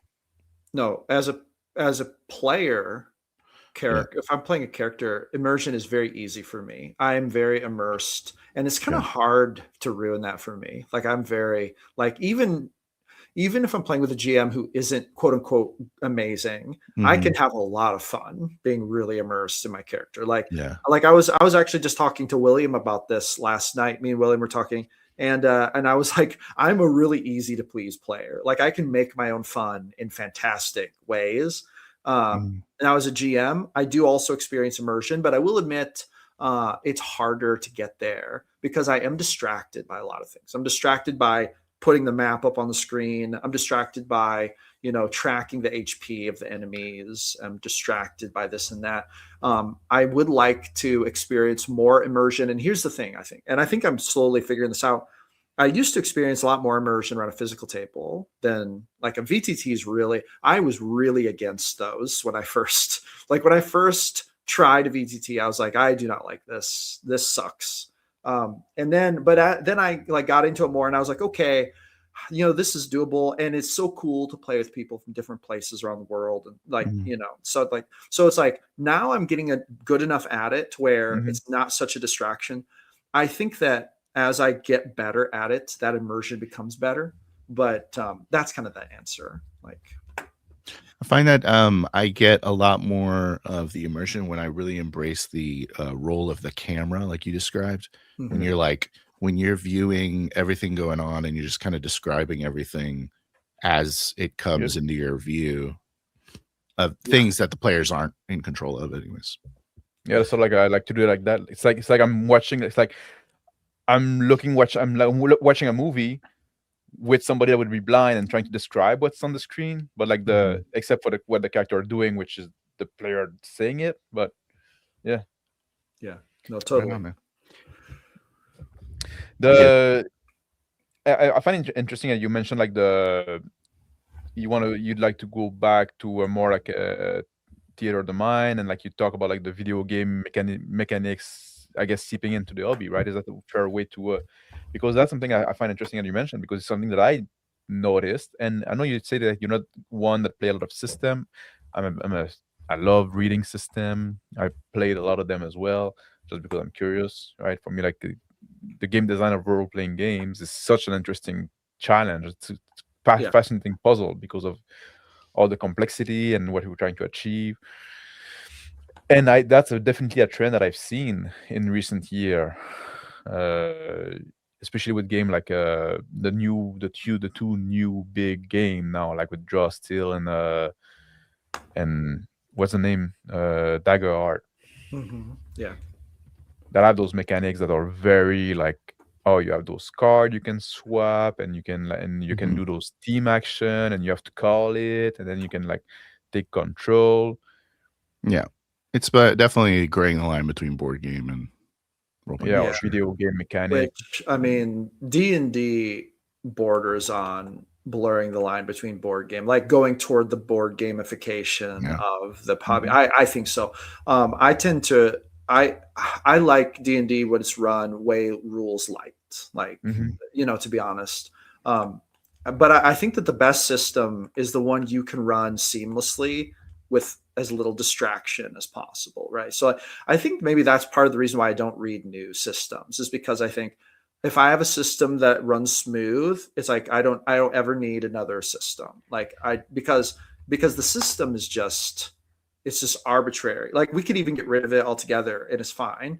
Like Ah, because it's the story that matters and it's the characters. Now the system can bring in cool things. Like for example, D&D gives us so many playable species. Okay, this is mhm. cool. This is cool. Like this is a good way to start. Setting. Yeah. Yeah, it can, and Hmm. it can give setting. It can add to it, It can add but tone as well. I think the system, System is you know, yeah. like a D&D 5e is gonna have even though like setting are very similar, is gonna have a very different tone than Warhammer Fantasy, just because like yeah, the later is much more lethal, so like Mhm. player are gonna play differently, right? yeah. In from like the Superheroes physical versus fragile. hmm Yeah, now that's yeah. actually trying to, so that's interesting. I could never play a superhero game using the D&D stuff because to me it would break immersion. Like just the style of the materials. I'm like, no, I don't even want to look Mhm. at this if I'm running superheroes. Oh, I my really point don't. is, I think that D&D characters are superheroes. They Like, pretty much are. yeah, It's just a that's more what fantasy. I mean. Versus like a super Fantasy. fragile, like an easy D6, you get hit Yeah. 3 times and you're dead. It Yeah. doesn't Yeah. matter. Yeah, Like, but yeah, no, but for the most part, and I think that's been actually very close to my reluctance to like learn new systems. Like yeah, people literally bought me my first versions of every system that I learned and like asked me, "Will you please run this?" And I think that my reluctance was always, we don't need like focusing on the systems, focusing on the wrong thing. Like I feel like I've always thought that. And Yeah. it's like the best system to run is just the one you can run seamlessly with minimal distraction. Yeah, I was about to say transparently, like like when the system is transparent, seamless, same thing. Yeah, when the system is transparent or seamless. Yeah, when it gets in the background, and system mastery matter as well. Yeah, That's oh so. system yeah. mastery matters way more than the system itself. High key, I think. Yeah. Yeah, I agree. I'm one of those. The rules don't matter either, guys. We get a yeah, lot of hate. We get a lot of hate, GM Philosopher. yeah, Sometimes from the min maxers, but then again, that's where they derive the cool things. Like the things they like about the game are built within that structure of the rules. Hmm. So my Yeah, relationship they're playing a board game and they're playing like a collectible card game. So yeah. it's a kind of, yeah. But like when they say to me, well, the rules say this, it's like I'll honor that. It's like that's okay, Yeah. awesome, let's do it. Because I don't want to take away from their experience. Yeah. But yeah, I personally I probably wouldn't have never brought that rule up had they not brought it up. It's like so it's a great conversation. I really like what you bring, and like we agree on much more than I even thought we would, to be honest, right? Like I think our view align on a lot of points. You kind of got me warming up to VTTs right now. I'm not gonna lie. oh. I'm warming up to them as well slowly. I'll have to reprogram you. Yeah, I'll need to go back into the pod after this. Yeah. After this. But like there was like and we have other thing we want to talk about, like other section we want to move on. There was a few other points I wanted to ask you about, if we can maybe do them fast. You mentioned one of the video about the industry being under attack by big corporation and AI, and like in one of the recent update video, uh, but you didn't really like delve into it. I wanted to see to know what you meant by that, if you don't mind. So when was I said the hobby's under attack by big corporations? Is that the thing? Yeah. I think so. I do think I agree that with big that. corporations They want to make money off this hobby, obviously. Hmm. Not inherently opposed to this, but it does create some weirdness. Let me think if I can quickly encapsulate the weirdness. I think that Would I think the like the constant new edition be one of those, right? Like you have a system that work, but we have to change it because like we need to sell you a new book.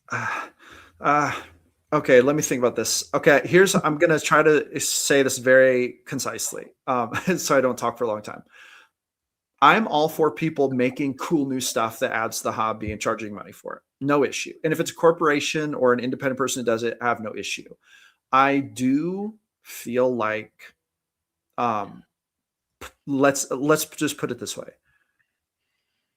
pushing thin, Mm-hmm.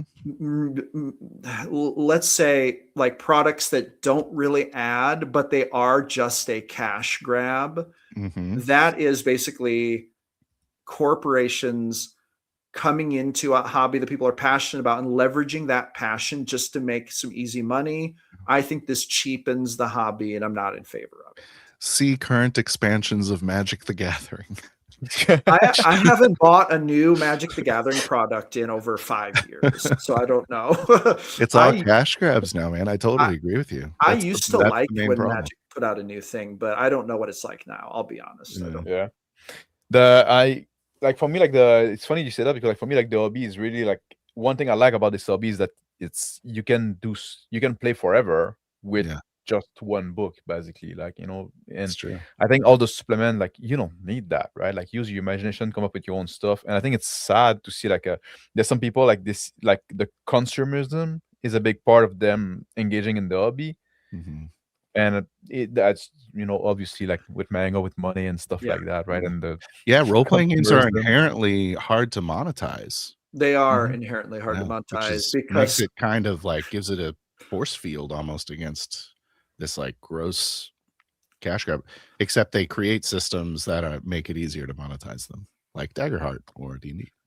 yeah, which I'm not opposed to. If someone puts out a product and someone else buys it and someone's like, "Oh, I'm so glad they put out this product," it's like awesome. That's great. That's Yeah, awesome.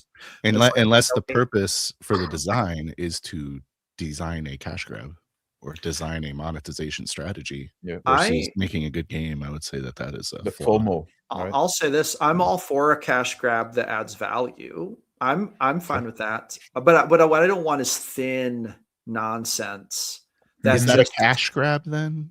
If it's just I a good think product? What about I like the we would have yes? to really define cash grab Yeah, I very would say that What it did is like predatory. I would describe it. when you do like the D&D cooking book, would you see that as a crash grab, or is just like, the, well, people have fun with that Does and that you they have know, add maybe to the the hobby? simplicity? I have a friend who bought that and cooked the meals at our D&D games, and Yeah.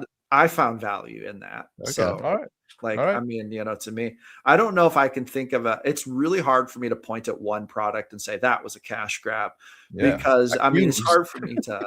it's hard for me to subject, like, it's a very subjective thing. Yeah. Hmm. But I do think that I think the number of incidences of that happening is not 0%. Yeah. Hmm. I'll I say heard a lot of the 5e supplement books were pretty thin and I haven't bought a kind single of one of AI. them, Yeah. so I don't know. I've heard those No, described as man. cash grabs, but I'm the I same way. have the I haven't bought core. it. I have the core books. I haven't even bought the new Monster Manual or DMG. I'm still using the 2014 ones, and Yeah. I'll probably buy the new Monster Manual at some point. But it's like, I mean, I bought the Player's Handbook pretty much as soon as it came out. Haven't bought Often, anything else. I often find also like that Oh, less neat. is more, right? I find like when you buy all those supplements, now you have all those extra rules, all those extra Yeah. classes, and at some point they just like become it make the game And worse. It made the they game dumb. design them to have power Yeah. creep so that it is more Yeah. of a cash grab. Yeah. It's pretty Power gross. creep is very real Yeah. thing. You talked a lot. You did a lot of video about like the failure that you have as GM and stuff like that. I wanted to ask you about like what's a success state? Like when do you feel like you succeed as a GM? When you think you succeed as a player? When you feel like a session is a success? I think I feel like a session is a success when I When two conditions are met. One, when I just feel really good about how it went. I'm like, yeah, I did a great job with spotlight control. I did a great job with um, letting people letting people portray their characters the way they wanted. I didn't hinder any of that.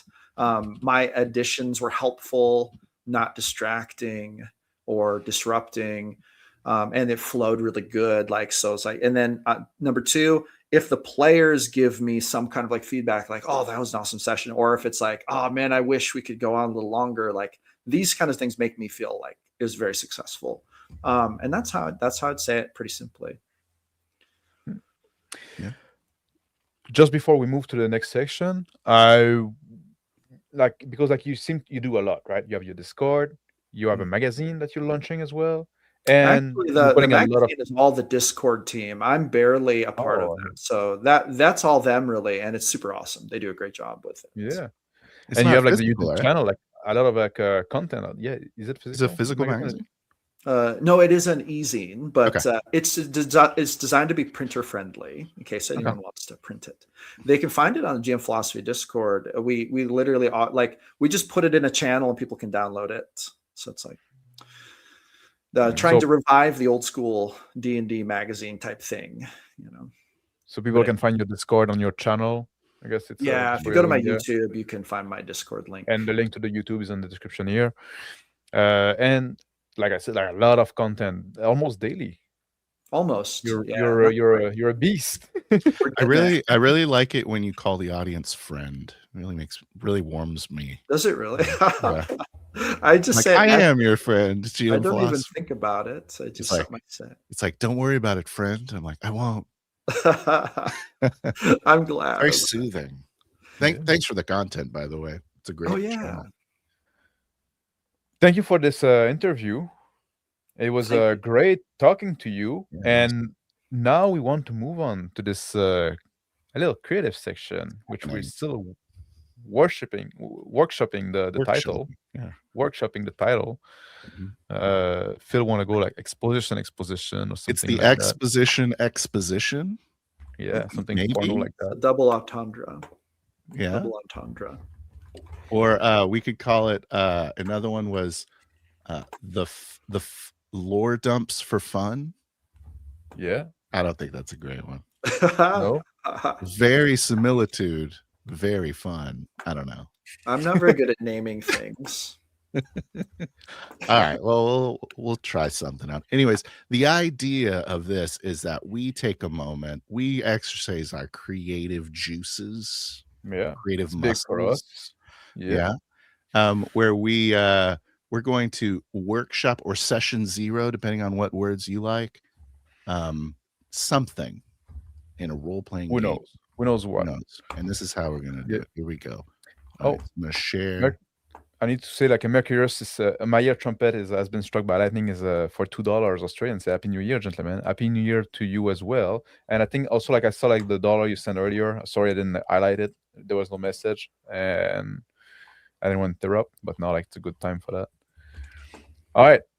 Okay, so this is how it's gonna work. We're going to make a thing. This is the thing roll. Okay. And then we're going to, you'll see. So first we'll spin it. I'm sorry, I didn't add the other ones. Of course we're spinning. Yeah. Oh, right. Okay, so some location. Yeah. Okay. And then we're going to have 2 flavors we're going to add to it. Yeah. This is going to determine what the location is like. What location what kind of setting the location should fit, or I was hoping it wouldn't pick Gonzo, but here. Oh man, yeah. Well, rolling twice. What is the definition? Is it literally like the Muppet Gonzo? No, it's like Gonzo is like everything goes, right? It's like there's no limit basically on you got the surprise. Oh, it's a style of journalism characterized by a lack of objectivity and a subjective approach. There you go. Yeah, but like when it's applied to gaming, usually like people say like it's the kind of thing like you gotta have like fantasy and sci-fi and like Banana Man and like all kind of thing that there's no limit to what can happen, right? There's no the kind of like the realism The kind of thing. cowboys can be fighting aliens. Yeah, and Yeah. and And the very surprise, thing it's a is a Rifts fence. game. Yeah, it's a Rift game. What does that So, mean, Phil? so You need what to that explain mean? to everyone. Do you know what Rifts is, GM Philosopher? Man, I would interpret it as literally rifts of some kind, like rifts in the interdimensional fabric. That's how It Yeah, is that's that. pretty It is much it. so it is a game made Yeah. by Palladium Books. It's their sci-fi sort of post-apocalyptic game where there's like these rifts in reality, and we could respin it. this I don't is know my how pleased or anxious. this is my jam. I love this type of thing. Okay, so like you can basically turn any game into a Rifts game because it's like parallel dimensions, right? So it's like your game could have turned into a Rifts game because a rift in reality opened up and you walked through it, and now you're in Rifts. Heck yeah. So we're gonna do a location that's Gonzo Phil. that went through a Rifts game, I guess. I guess like the Rifts kind of make it Gonzo. So like a location that like think about like something like that would make no sense in the real world, but like that can exist. Like I guess like Sigil is kind of bit that. So basically, I feel like the move is a rift opens up. When you walk through, what do you see? Yeah. What kind of like this? Like feel like let's it create kinda- like a place. So are we like taking turns, or do we roll to see who goes We're first? gonna work together. No, Collaboratively world building. Okay. Yeah. But I'd we like want to give you to- the lead, obviously. Exactly. So first of all, if it's a Gonzo situation, then like things are not typical. So when you walk through, first of all, I think that there is no gravity and there's no ground or up or down. So you have empty space. I'm imagining these icy spheres just floating and bumping into each other. Oh my god! I do imagine awesome. this very much. Am I breathing? No, I think we don't have. There's no body. There's no body. Yeah, you don't have a body anymore, but you are a ball of light. If you look at yourself, you just see like brightness. Now, and you don't know why, but you have you retain your memories and your skills. Is that some kind of like a undefined void outside of the floating balls of ice, or is there like physical limitation? Is it like a room or? I think you see no borders to the expanse aside from the fact that there are so many of these balls of ice that at a point they obstruct your vision of the horizon. But man, I want to be role playing right now. That's my instinct right now. What's happening, Max? Yeah. But we're world building. What do I do? Well, am I a floating light right now? What would you add to it? What would you well, do? first of all, what's going on in these? What if those ball of ice are non-Euclidean and you don't have a perspective shift? Like you cannot tell how close you are because they don't appear smaller when they're further away or bigger when they're closer. Do they get closer as you fly towards them? You can get closer to them, but your perception of their size stay constant. What if the way you travel is to will things closer to you versus you moving towards them? So it's like everything's kind of centered on you're the center of this dimension. You would notice this by when Phil tries to fly toward the ice. I'm flying. Roll for perception. You realize when you look around, the other lights, they're still there, but this ice is getting closer to you. What is going on? This is a great mystery right now. It's a great mystery. What's happening with those? What are those globe of ice? Is there like something going in them or on them? I think I just saw some eyes on that globe of ice. Why are there eyes there now in a cavern? Eyes in a cavern on the surface. Yeah. What I actually think this is a freakish version of like a celestial plane, and there are celestial beings here, but they're all distorted. They're what like if the ice globes nightmares. What if the globes of ice are the celestial beings and they've been frozen? Oh, so they're locked in there in like a jail, some sort of prison. Is each globe of ice different being, or are they all one being split into multiple globe of ice? Some like super being came in and just wrecked the shit out of this pantheon. So this is a dead world state that was once defended by these now imprisoned celestial beings. It was once a pantheon on like a lesser dimension, and then some like greater old one type came in and just ate it or did something. And then about this time, the players would notice that they're feeling something. It's like you realize that without a body, you don't feel anything. You just are there. But now you realize you're feeling a little something. There's a wave coming hitting you. It feels a bit like sunlight coming from a certain direction. Are one of these globes calling to me right now? They need to be free. They call out. They want to be free. They want you to pick one. It's like a real pick me situation. So they're not really dead. They're just in torpor in some way, right? But it's also very dangerous because you don't know the nature of them. You don't know if breaking them out will put you in danger, or this is very. But they all start trying to make deals with you. Yeah, or appealing to your sympathy. Yeah, because you have to be a worshiper to free them, because their dimension's been destroyed. Like all their worshipers are dead, and so like you have to commit yourself to one of them. So is there something getting like that warlock pact going potentially? I feel like when you get close to the sphere, you don't communicate with the being in the sphere. You communicate with all of the dead souls of its former followers, and they are trying to make deals. So there's like ghoulish spirits. Oh, so these deities are really an amalgamation of their followers. Yeah. So the deity is actually silent and dead, and their followers don't really matter. But since you are a being from another place, your belief in this being could actually give it life. Just the tiniest flicker. You're outside of the sphere of ice. You're not trapped in it. Yeah. And there's some competition between the different follower there. So that makes conflict into this location. Conflict that is inactive when no outsider is there. But now, like when each one of their deals kind of is flavored to whatever sphere they're a deity of, you know what I mean? So it's like, I'll make sure your crops are always, Yeah. You're gonna get some real good grain out of me. Like, but I also think I'm like over here with Fire Guy right now. Yeah. They would all be lamenting the story of like what happened, and they're like, it's been millions of years. We don't even know how long we've been here. But then they would point to where you feel these waves coming from, and they'd say, whatever you do, don't go over there. The one who did this, like, they're still here. They're way over there. God, they're here.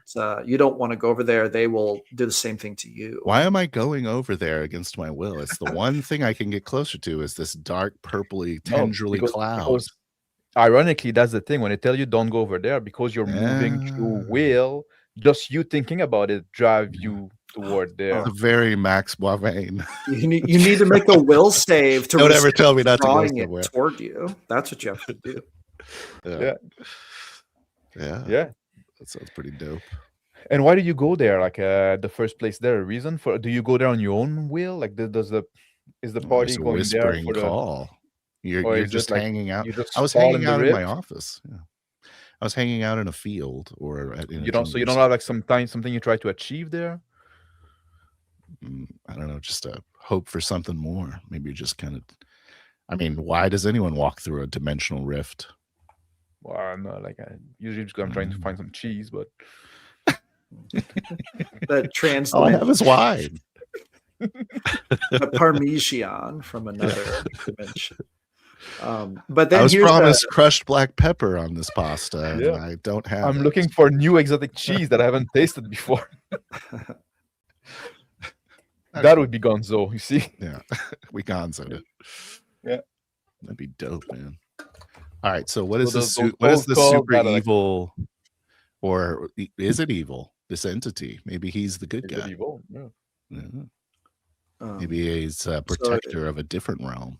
Maybe his motivation was so far behind that we can't fucking figure out. Can't figure it out. I would say I heard someone mention, why am I going toward the dark cloud or the dark tendrils? I think it was you, Phil, who said that. So playing off that, I think you do get closer and you're like, what is it? It does look like dark tendrils, but then you get a little closer and you realize the tendrils are the hair of a truly gargantuan sized, beautiful, what looks like a female deity. You know what's really good in Gonzo? Smut.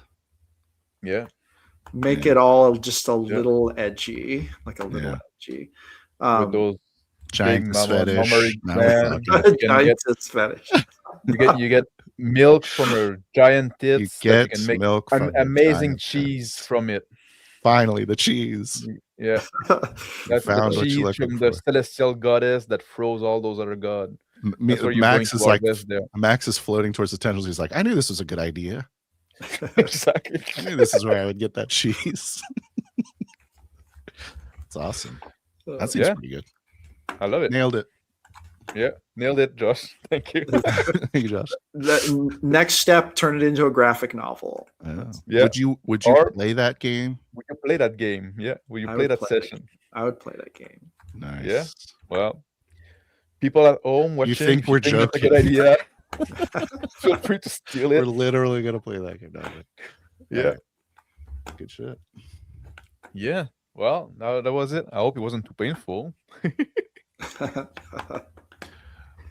And that was Phil's 31 flavors or Thrill's 31 flavors. We're still workshopping. Let's spin on the wheel of rant now.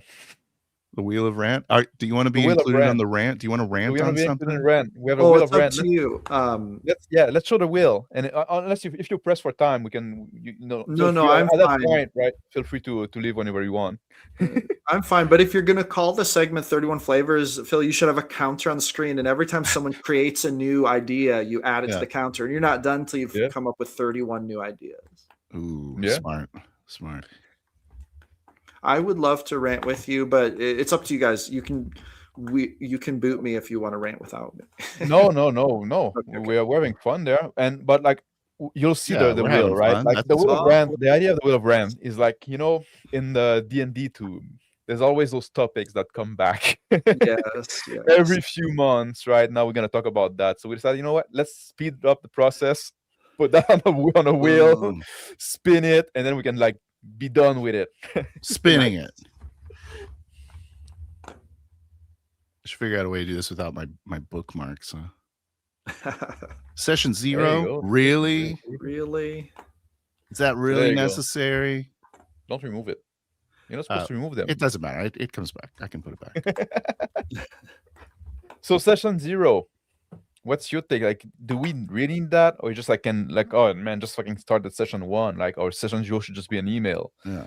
Am I supposed to answer this for real, or am I supposed to rant? Like if I were going to go, Ideally, you're answering it in a rant type tone. Here's my rant. For some reason, you're angry. I don't Here's know. Here's my rant. We shouldn't need a session 0 if everyone could just behave themselves and play the game right. That's my rant. It's like, but we need a session 0 because we're primates, so we act like primates. Well, I guess we need to establish what a session 0 is in your world. Yeah. Yeah. For us, what do you do in session 0? At session 0, what does 0 consist of? No, at session 0, actually, I go over the world state situation, a brief history of my world state. I ask them what their character concept is, and then when they give me the character concept, we talk about how we can embed that into the world and kind of what's going on in different places of the world. Give them a few options to choose from, like where they came from, where they were born, who they've been associating with. Figure out if I need to come up with any new materials for them. So actually, to be honest, session 0 is a lot more about character creation and party integration than it is the other stuff. We do go over like lines and veils. We go over the player agreement. I have like a player agreement. Basically, be a good party cohesion, party member, and take responsibility for integrating yourself into the story and finding good ways to work together with the party. So it's very basic. Do you respect the thing like somebody say like, oh, I don't want any spider in the game? Do you say like, well, there's gonna be spider, I'm sorry? Yeah. or do you respect that? If they say spiders, no spiders. Yeah. Spiders is literally so on there must be spiders. There's a bunch of disclaimers for content that your game might include. And when I was going through it, I was like, oh God, all of it. Like I do, like they might count. Yeah. I mean, usually people agree on the same basic things. I've never to this day had anyone request that I expand my lines and veils documents. So I have no experience with that yet. I've never yet. Yeah. We do basically that where you focus on the plot or the premise of the game. Make it more renty. Yeah, it's important. Obviously, if you don't have a bunch of idiots at your game, hopefully you don't need to waste your time on the stupid, hey, don't be an idiot in my game part. Yeah. You know, Play with which fucking is adults that, nice because then your session can zero behave gets trimmed themselves, right? down. But I guess if you play with a lot of stranger, right? Maybe you need that. Yeah. If you play with people like that, you know, if you have to tell people like to take a shower before the game, right? Yeah. I don't. Why you want to play with those fucking folks? Right? At some Yeah. point, right? Yeah, your time is valuable, and you know, are you that desperate for people Wash your around you, right? ass For warm body, right? Exactly. Like, yeah, go wash your or be piss, right? online. Yeah, but the session zero, you should have them, in my opinion, because they're fun. Because that's what we do in the session zero. We define what the world is. Like when we do the session zero, we just commit and we say like, okay, what's gonna next game's gonna be? What do we want to do, right? Or sometimes somebody would come with a premise. Oh, I want to try this premise, and they say, oh yeah, I'm in. Okay, I'm gonna play this kind of character. Yeah. And this is also our time for us when we can goof around and expand a bit and do like, oh, what if this? And then like, oh, that's a stupid idea, right? And then be out of character and talk about the world, do some of this thing. So they're Like fun, and we do long make the session zero. cheese joke. Yeah, That can exactly. be something that happens in a More session. serious about that. Session zero is fun, though I will Yeah. admit I'm getting to a point where I think I'm going to record my world lore spiel because I've given it so many times now that I kind of like but so I am getting pretty good at it too, giving the brief lore of the world, like the most recent history that people need to know. Yeah. I that is the one part of it. I started and I'm like, okay, yeah, you're gonna hear me talk for like 10 minutes about the lore of the world. I've already given the speech like 50 times, but I'm sick of hearing it. And that's not their fault. That's just that's just how my way has gone. So I think I might record it and say, send them a video before we meet, and then be like, here's the lore. I should have done that like a month ago, but I mean, if you don't come into a session zero, I think that I'm going to make this a little more ranty. I think that if you come into a session zero and everyone's already got everything figured out, then what are you even creating? Do you even have control over anything at that point? Or it's like you're going to need to make your the cohesion of your party has to get set up. If you just come to a session one, then everyone's gonna be like, how did we meet? How do we do all this? Yeah, you're gonna waste a lot of time on your session one. Yeah. What am I supposed to be doing? You get all these stupid questions. Yeah. So I think they're worth it, and you shouldn't see them as a chore. That's my point, right? Yeah. And I think a lot of people like if you do a lot of this, if you spend a lot of time like going about like just like a bit like being a decent human being, right? Kind of stuff like. Then for once, savages. Well, you know, I like if you can get your primate brain to get on board for just 2 hours and be decent. God, you're so good. Instead of clubbing people over and just stealing their fun. Yeah, if you can manage. Yeah, because you know that's where we do it. We all do it. What's wrong with my tiefling? Like we're playing a modern. Yeah, it's crime game. I thought this was a sandbox, so why can't I play a chaotic evil character? Why can my paladin have a 2001 Prius? It has wooden spoke wheels. But oftentimes, Josh, we'll like just say we want to play, and then we'll go to session zero and decide what the game is, like who the GM's gonna be. Sometimes we haven't decided. Like we sometimes we're just like, hey, let's play. We haven't played. Yeah, we haven't played a game in a long time. Doing the premise. We come up with a premise and say, okay, well, we want to fucking run that shit. Me and I used to have this group of guys. As group, this was way back in the day. After it was the same group who played Star Wars, but it was after we concluded Star Wars. And for a while, we would do rotating GM fantasy. So we would have one campaign going. But then at the beginning of each session, we would roll, and whoever rolled highest was the GM to start. And then it would rotate every 20 minutes. Oh, really? We would do that the whole, like we carried that on. That campaign went on for a long time. And so no one knows what the heck is going on, like ever. Yeah. Because it's getting created literally every 20 minutes. There could be a new direction. Is the story good? The story was very chaotic, but it was good. Yeah. It was fun. It was really fun. Is there like monkey wrenchers going in? It's like, oh, I got it. I'm gonna fucking. I feel like everyone was a pretty good sport. So they kind of tried to make it work. Sounds like it'd be kind of interesting. A good exercise for sure. It's a bit similar to what we did with for the Shauner game, right? Except that we changed character. He was like an hour and a half for each. Yeah. and That's we well create done. same Yeah. character but in the same world and the same kind of continuity, but Yeah. different part. But yeah, and then I like those kind of idea where like because like I think as a GM you shouldn't know what's gonna happen. You should be surprised as well. There is a fun magic to that. The closer you can get to it, actually, probably the And better. I would say I think it's more honest because you're there to play a game with your friend, or Mhm. Yeah. so Or the randos. Yeah. yeah, or the new, hopefully new friends you met on the internet. Yes. yeah, Or yeah, some stinky, not showering yeah. savage. I don't know. We've Are hit we the already off that 2 hour. segment? I actually don't know. Yeah, we've hit the 2 hour mark, and I think that's a good point to wrap it up. And I One think last we have question for yeah, Josh. yeah, good. Did you have fun, Josh? Yes, I did. Thank you very much for having me on, for being hospitable and being welcoming. I had a lot of fun. I Yeah. really appreciate it. There Thank you you, go. That's guys. why we do it. Do you And I have hope fun, people in Max? chat, people watching, had fun as well. I did have a lot of fun actually. Very interesting conversation. Very enlightening, and it's good to meet somebody in person. Finally talk face to face, right? And, through the internet, but with somebody that shared a view. Going to You've put you on you the VTT through We have VTT. some difference, but we'll send you a railroad video background for you to enjoy in your future exactly. streams as well Yeah, as your exactly. vlogs. Oh, You yes. can Yeah. now use that. You've earned Heck it. Yeah. Yeah, or if you just want to Unlocked. watch it, like spend an hour in You front of the just wanna screen, just like have staring that at it. on. It's very meditative. I was going to say, as I was looking at your rails, and I was thinking deeply about the questions, I started to get a little. Good.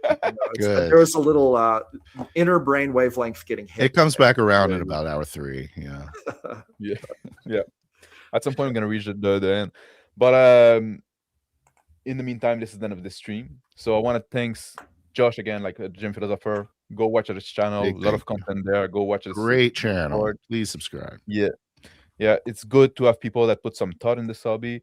I also want to thank Phil the Trill to joining Thank me you. again on this show, and obviously people that watch live, people are gonna watch on the replay. Make sure to like and share if you thought there was some value in this stream, and how can you not? Because it was a great conversation. It's incredible. So we'll see you again in 2 weeks because this is a every other weeks kind of show. We might have like some other stream in the meantime. Also, I need to say that I was on GMI last night. It's gonna be in the collaboration. In the collaboration video, so you're probably gonna see it on my channel as well. And Phil is gonna be there next week. That's right. You know the topics on top of your head? It's basically like how to get player buy-in, stuff like that. Yeah. How to Josh, you keep have your anything you players want interested. to you have anything you want to announce or promote before we wrap up? No, just I would say keep rolling dice, keep telling awesome stories, keep the hobby alive, and if at all possible, try to increase that immersion just a little bit next time you play. All right. Make sure you have fun. Yes. Make Have sure a you good night, fun. all. Have God a good bless. night, Bye. guys.